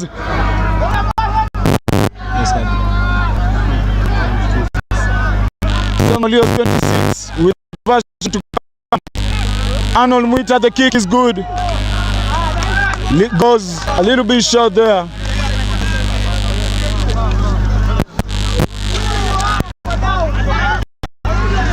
Remember, Strathmore was having speedster Amon Wamalwa. Today, as a playmaker, he has everything on the outside. Expect big hits from Collins Maina and some exceptional pace from Andrew Matoka. Also confirmed Kenya Cup matches of match day 6. KCB rugby head-to-head. KCB rugby go head-to-head with University to face Black Blood in the renowned Thika Road Derby. Andrew Matoka receives that kick beautifully. As you see Arnold Muita attempting another cross kick. Collins Maina takes the kick. There goes Collins Maina as he runs outside. Looking for Collins Maina as he tries to find support on the outside.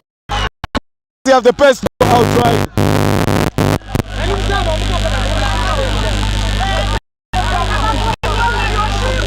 But he's tackled a few meters back. Collins Maina had it there. He had beaten his winger, had support on the inside, but he saw the gap, decided to fall in this space. Collins Maina looking for his second try here of the game. Currently Leo's top try scorer, Collins Maina, Kangaroo alumni. He has had a beautiful run coming in from that knee injury. Daystar Falcons under pressure. Strathmore Leos winning that line out there. Barnabas Award going in, but is not defended on that tackle. They're available to play.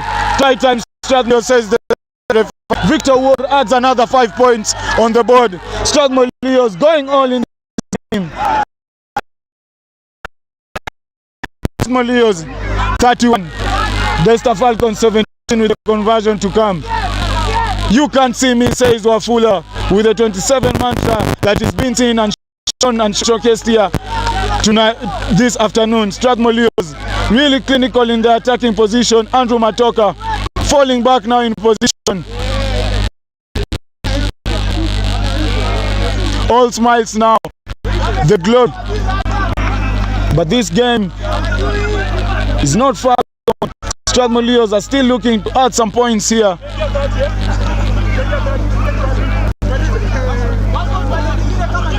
Current scores: Strathmore Leos 31. Strathmore Leos 31, Daystar Falcons 17. Strathmore Leos proving to be a really dominant side here, forcing the university, claiming the university derby. But this match is not far gone. Eddie Wambugu falling back to that result, having communication with Olympian Patrick Odongo.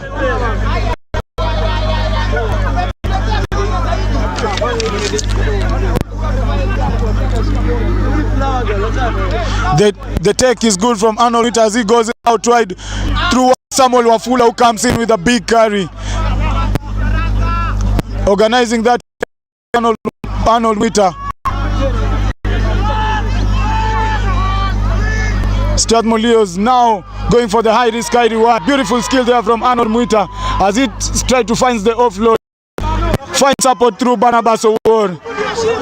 Brian Mwenda showing some good skill there, but carry good from Jack Angawa, who's held on that tackle. Brian Mwenda goes for the kick.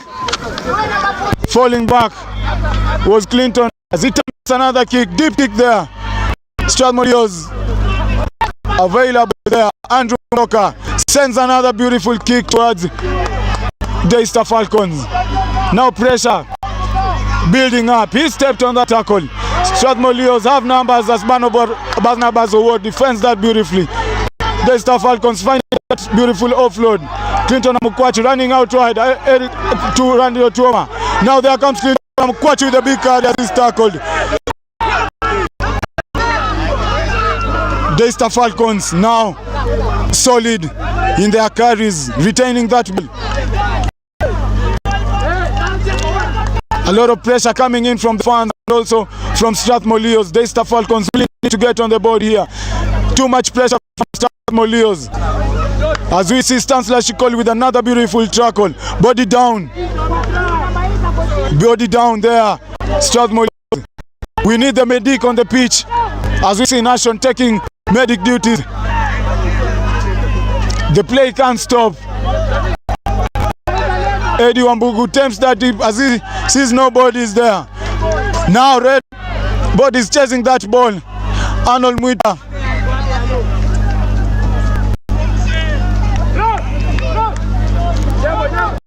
Arnold Muita kills that ball to ease pressure there. A lot of pressure coming in from this ball. both to quick tries there from Leos. One from Collins Maina, the other one from Nigel Amaitsa.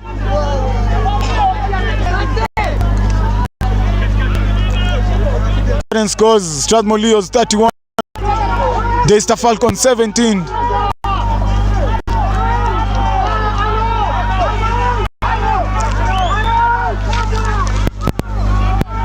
The technical bench is calling for some play here. Regan down, but is up again. There comes another hard run, but is held on the tackle.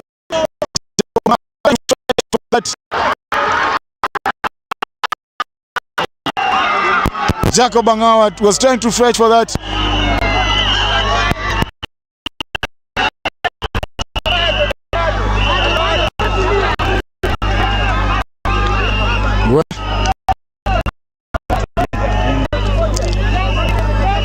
Strathmore Leos conceding another lack of communication there from Jack Angawa and his forwards, leading for a beautiful break there from the Falcons. No one left behind to sweep as Eddie Wambugu attempts the two. The kick is good from Eddie Wambugu.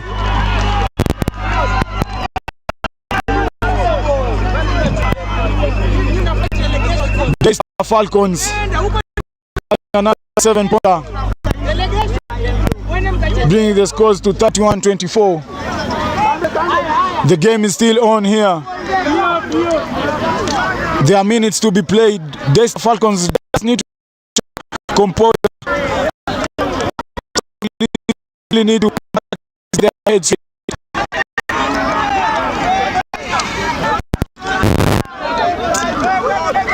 And back to rugby actions in the city.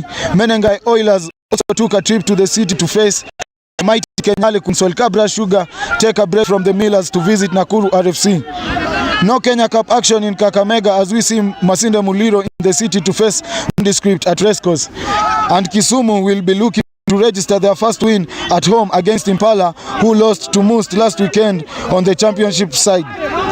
Who lost to Must, who are just promoted from the championship side. Another advantage there from Strathmore Leos, and there comes the big carry from Bramwell and another Bungoma, a that was signed from Strathmore to Strathmore Leos as Arnold Muta attempts another cross kick. Can we see another fumble there from Daystar Falcon?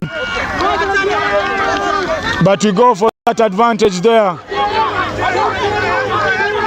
Bramwell and Eka coming in off the bench, showing massive power there, massive dominant force there. Arnold Muta for the three. Captain Barnabas Award calling his fellow leader Stanislas Chikoli to show some composure on this match here as they attempt to go on that three through Arnold Muta. On the championship side, Zitek Oaks face NYS Spades, while Monks take a trip to Juja to face JKUAT in another Varsity derby. The kick is good from Arnold Muta as he extends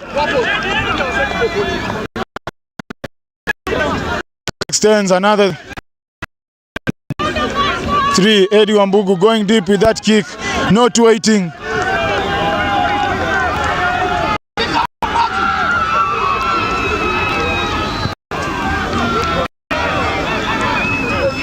So far, Arnold Muta has been very clinical in this match, controlling the plays here. Another beautiful tackle there from Strathmore Leos.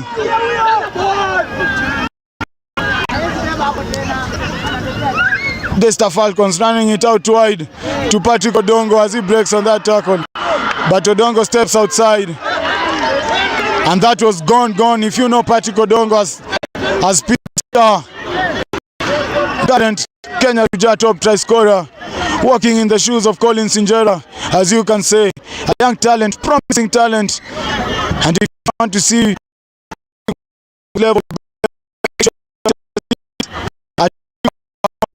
through our links that have been provided in our social media,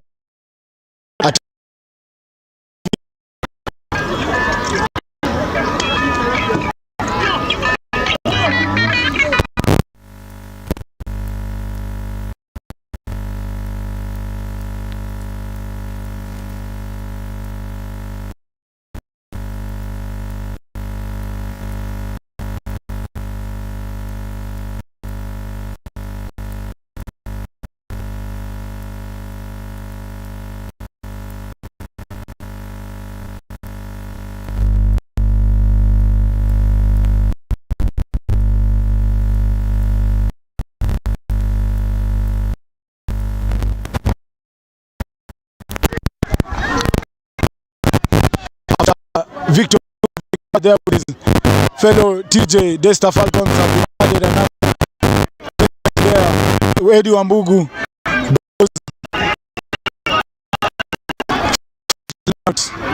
They want to try here Daystar Falcons.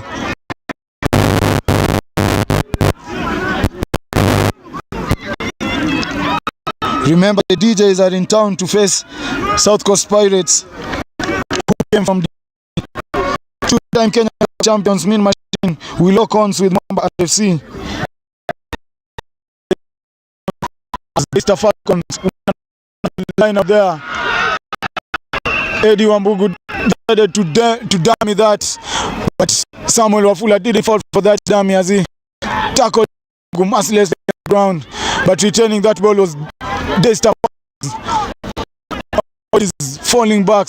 He was defending the own 22. Stanislas Shikoli coming off the line. Eddie Wambugu attempts the cross kick towards Clinton Amukwachi. The tackle is high tackle there, says the referee. Dangerous tackle.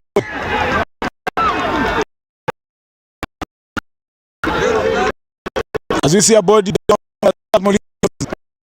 advantage towards Daystar Falcons. Quite some intensity here. Afternoon, these two sides proving to be so solid, so dominant. These both sides have had equal number of attacking chances. Eddie Wambugu looking promising. Arnold Muita also promising as a playmaker of Strathmore Leos. They've both have a good game.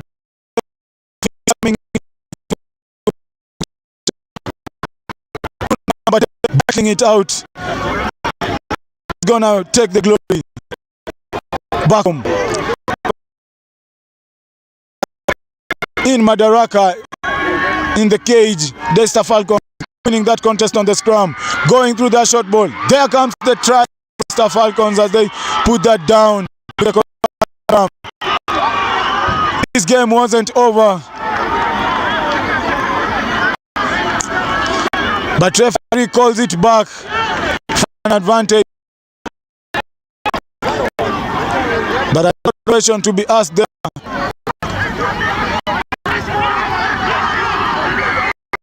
Daystar win. Strathmore have to go back. Knees down. Strathmore Leos, they only need knees down here. It is not an unwritten script. Daystar opt for the quick.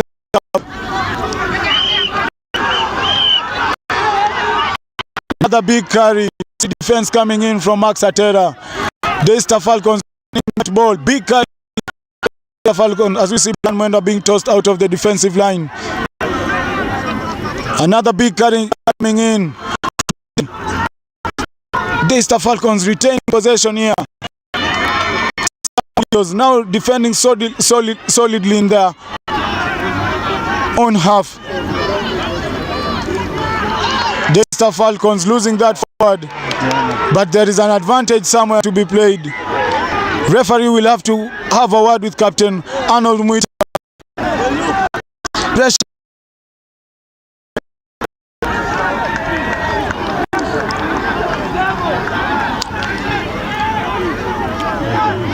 As referee decides to go in his plate.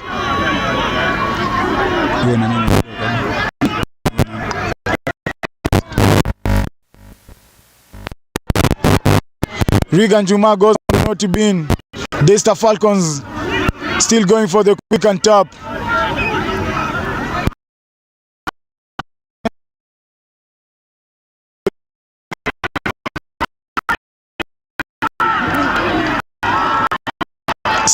Have turned that over to Barnabas of War. That's his territory, not an unfamiliar to these situations. Strathmore Leos going deep. Kick is beautiful. Yes. Having that ball, Arnold Muita, does he got the pace to go all the way? He's held up on the tackle. Beautiful play there.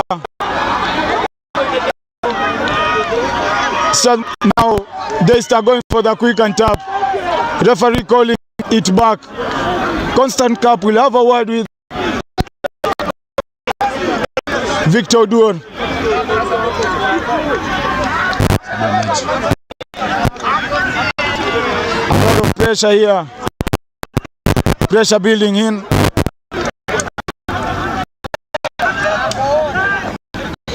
The Falcons running alone.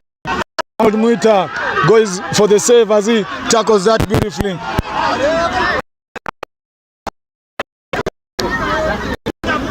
Have to be onside, says the referee. He decides to go on the air there. He spotted the gap. The ball dropped towards Andrew Matoka. He's all alone. No support play. Strathmore Leos falling back to save the day. Pressure now building up. Falcons.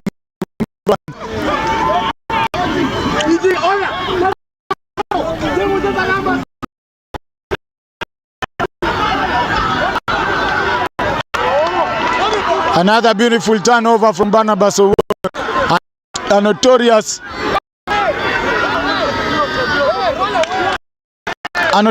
maniac when it comes to this situation.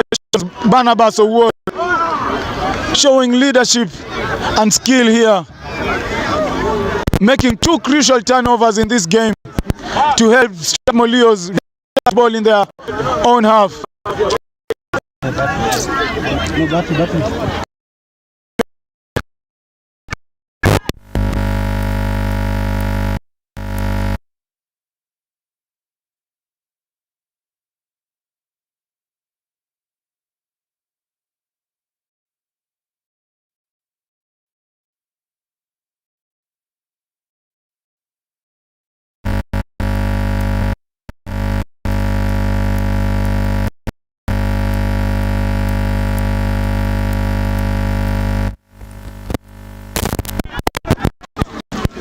Leos running it out wide.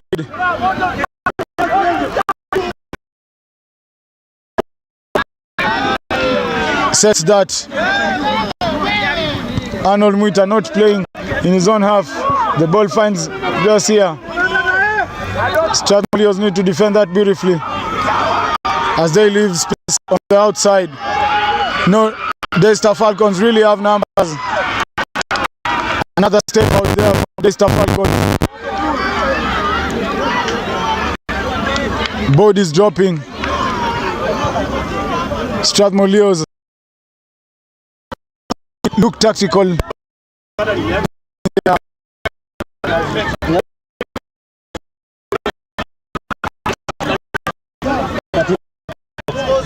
34-26.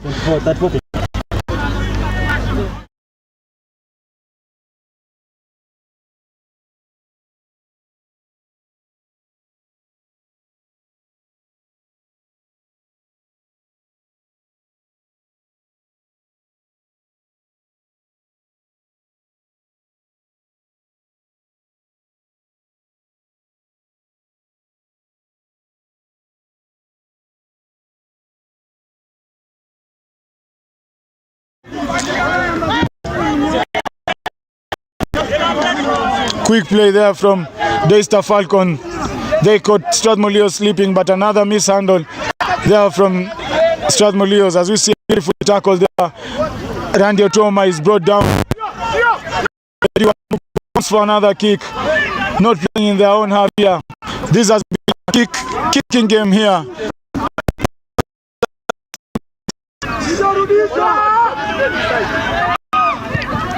Another return kick from Strathmore Leos.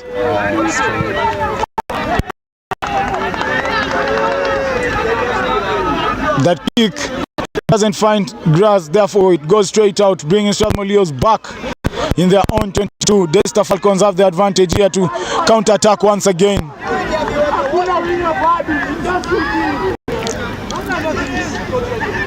Strathmore Leos here down to Juma went on the naughty bin from distracting that play.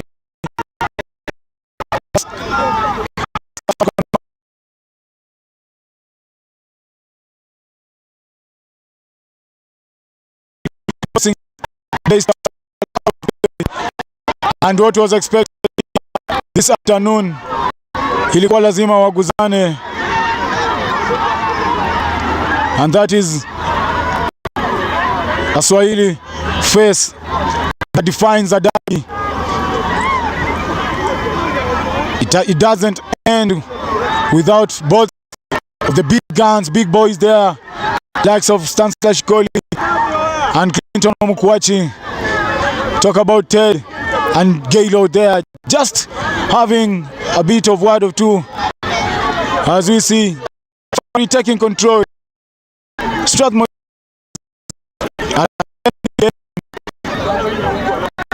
down.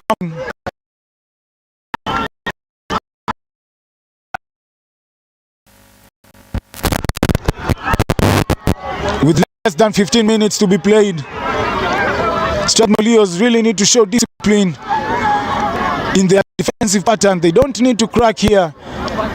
Remember, ball is advantage towards Daystar Falcons. Strathmore are down to 14 men. Regan Juma, they don't want another sin bin here. Victor Duor now is forced to bring the advantage back to Daystar Falcons. Eddie Wambugu goes for that kick.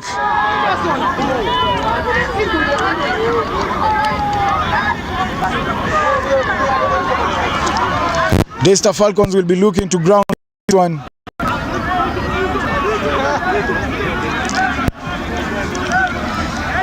Some high rugby performance have been seen this afternoon on these two sides. Remember, the current leading Kenya Cup top try scorers are Jinson Misoga with 8 points. He ties with Patrick Lumumba.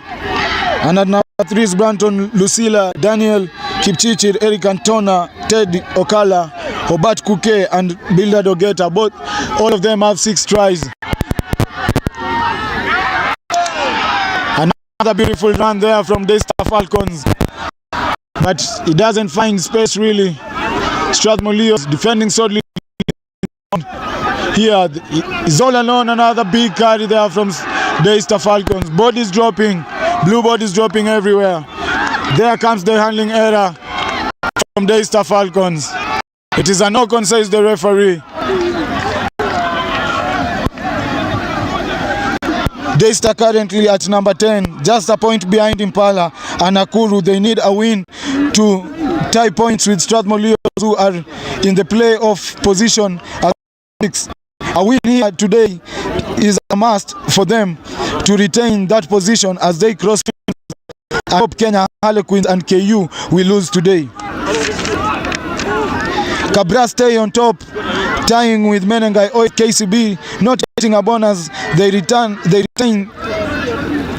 3rd position after match week 5.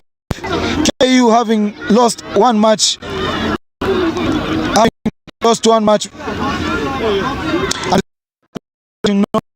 go up to position 4 as Nondis drops to position 5. In more than 3 seasons at number 6, Harlequins at 7, Nakuru at 8, Falcons at 9.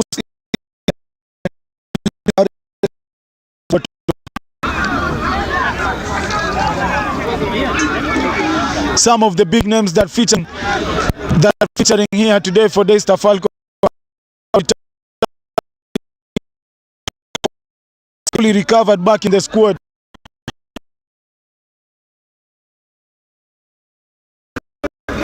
Set Strathmore Arnold Muita.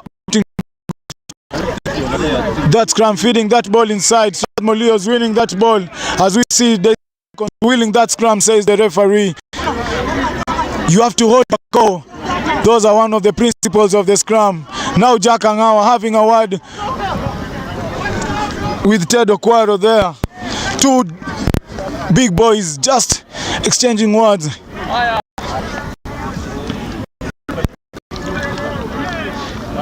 Daystar Falcons naming a couple of Shuja in their squad. 2 big names. Clinton Amukwachi, another notable name that is fast rising in the Kenya rugby scenes. He first popped up in the National 7 circuit before being called for the Morans under coach Louis Kisia. Proved to be and solid defender. He impressed the eyes of Kevin Wambua, who is currently Kenya Shujaa head coach. He was finally named in 2025-2026 Kenya 7's training squad, proving that hard work can also beat talent. Line out now in favor of Strathmore Leos. Max Atera having a word there. Thomas Opiche.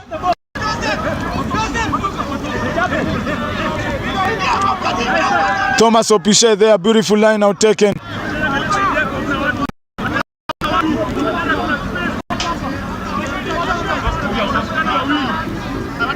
A big carry there. Daystar Falcons winning that one. Strathmore Leos losing on that contact area. A lot of mistakes here from the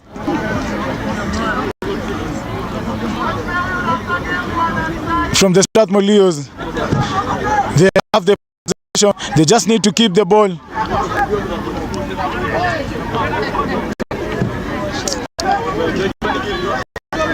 Remember, Captain Gaylord primarily positioned as loose head top current starter in the Falcons forward pack with his partner in crime, Michael Oduor. Daystar Falcons now running that ball to Patrick Odongo, who has not scored any try yet. But Daystar Falcons looking solid. Really trying to show dominance here as they take another carry. Jacob Angawa falling back to the defensive line. Another big carry there from Daystar Falcons, but Strathmore Leos defending that solidly. There comes the loose ball, but there is an advantage somewhere in favor of Daystar Falcons, says center referee Victor Oduor.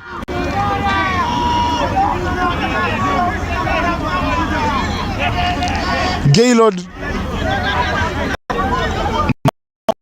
Falcons captain, taking leadership there. Remember, Gaylord scored 2 tries in the World Rugby Under-20. This shows his ability to impact both the forwards' play and scoring. His experience and capacity to dominate earned him Coach Bosire's trust, hence making him captain alongside Eddie Wambugu. Daystar Falcons now looking to grind slowly into the Leos 22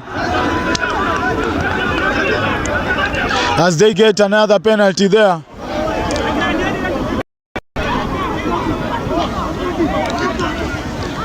Their forwards going round. They have numbers and on the outside, and they deliver. Daystar Falcons get another one on the board. They earn another one.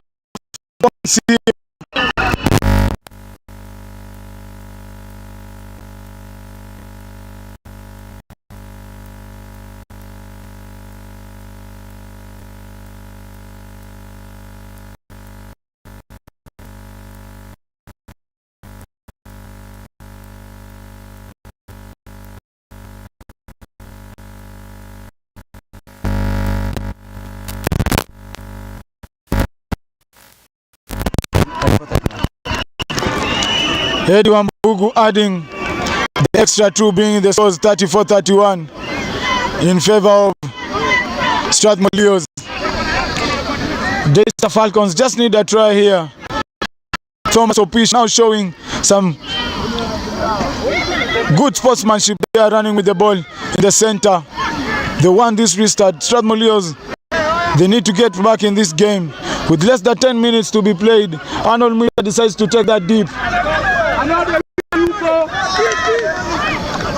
Daystar Falcons now running out wide. Strathmore Leos defending that beautifully is Barnabas Owuor. Daystar Falcons chopped in yet another beautiful carry as it was for advantage.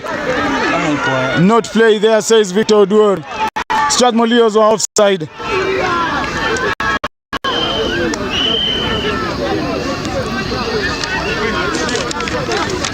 Strathmore Leos, clinical and technical on their defensive turn, looking solid here. No through way, but they just need to stay onside. The defensive wall was great. Gabriel Aimba, son of the late Benjamin Aimba, calling numbers on the outside.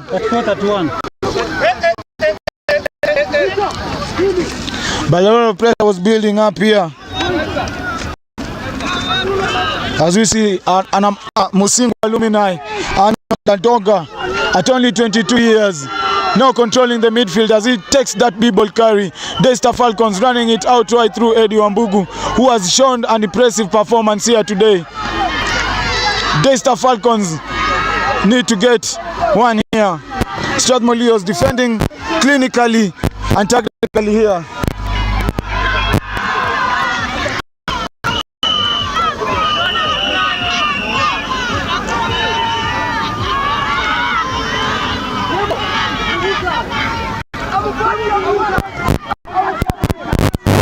Another b-ball carry there from Daystar Falcons. They decide to run it on the blind side.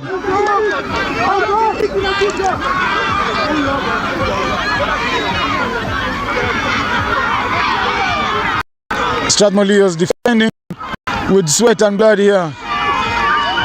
Daystar Falcons putting pressure as they fumble on that. Barnabas Award winning another turnover there. Coming in from bench, Barnabas Award. 3 turnovers there. Now running it outright. They have numbers on the outside. Andrew Matoka.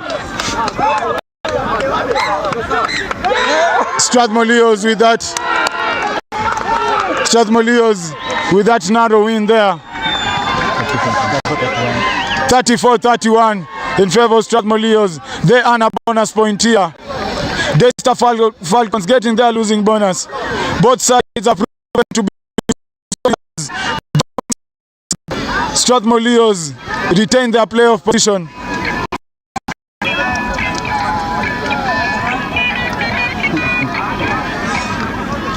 Strathmore Leos retaining their playoff position. Daystar Falcons still have a chance to fight next week.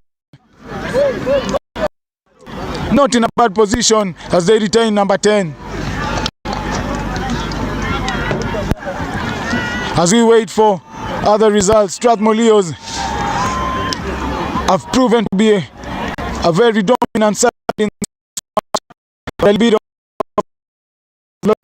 coming in sides.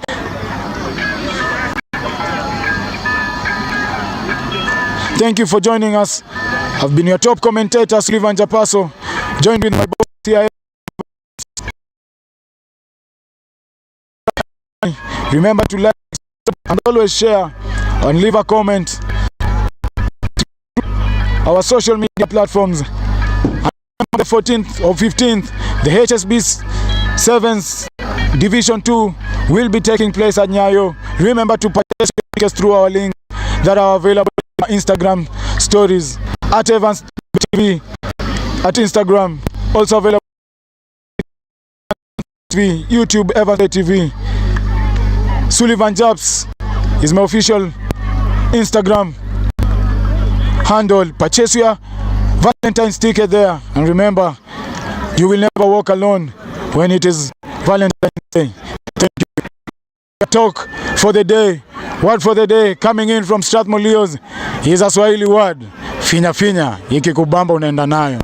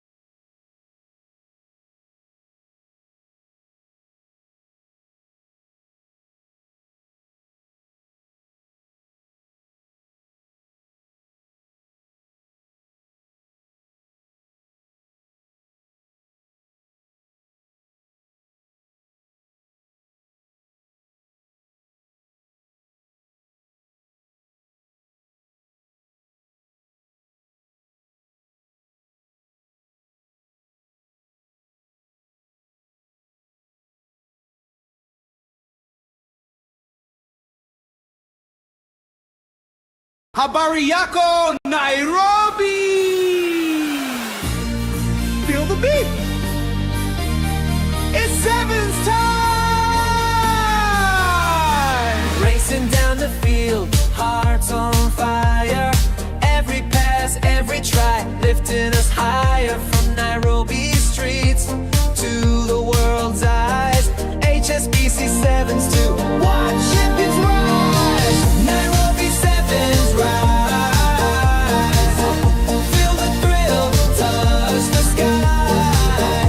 HSBC Sevens to ignite. One team, one dream, fight, fight, fight. Fast and fearless, power and pride. Rugby flows like Nairobi's tide. Every tackle, sprint and score. Hear the crowd roar, we want more! This Valentine we play with love for the game. Whoa,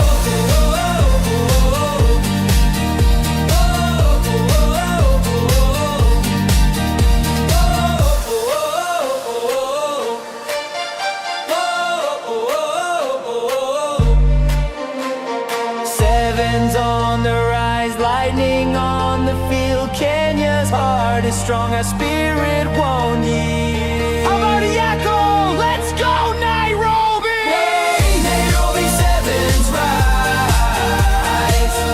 Feel the thrill, touch the sky. HSBC Sevens to ignite.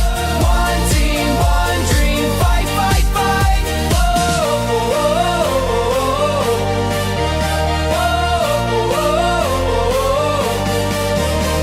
Nairobi Sevens 2016. Habari yako, let's play sevens. Habari yako Nairobi. Feel the beat. It's Sevens time. Racing down the field, hearts on fire. Every pass, every try, lifting us higher from Nairobi streets to the world's eyes. HSBC Sevens to watch champions rise. Nairobi Sevens rise. Feel the thrill, touch the sky. HSBC Sevens to ignite. One team, one dream, fight, fight, fight. Fast and fearless, power and pride. Rugby flows like Nairobi's tide. Every tackle, sprint and score. Hear the crowd roar, we want more! This Valentine we play with love for the game. Whoa,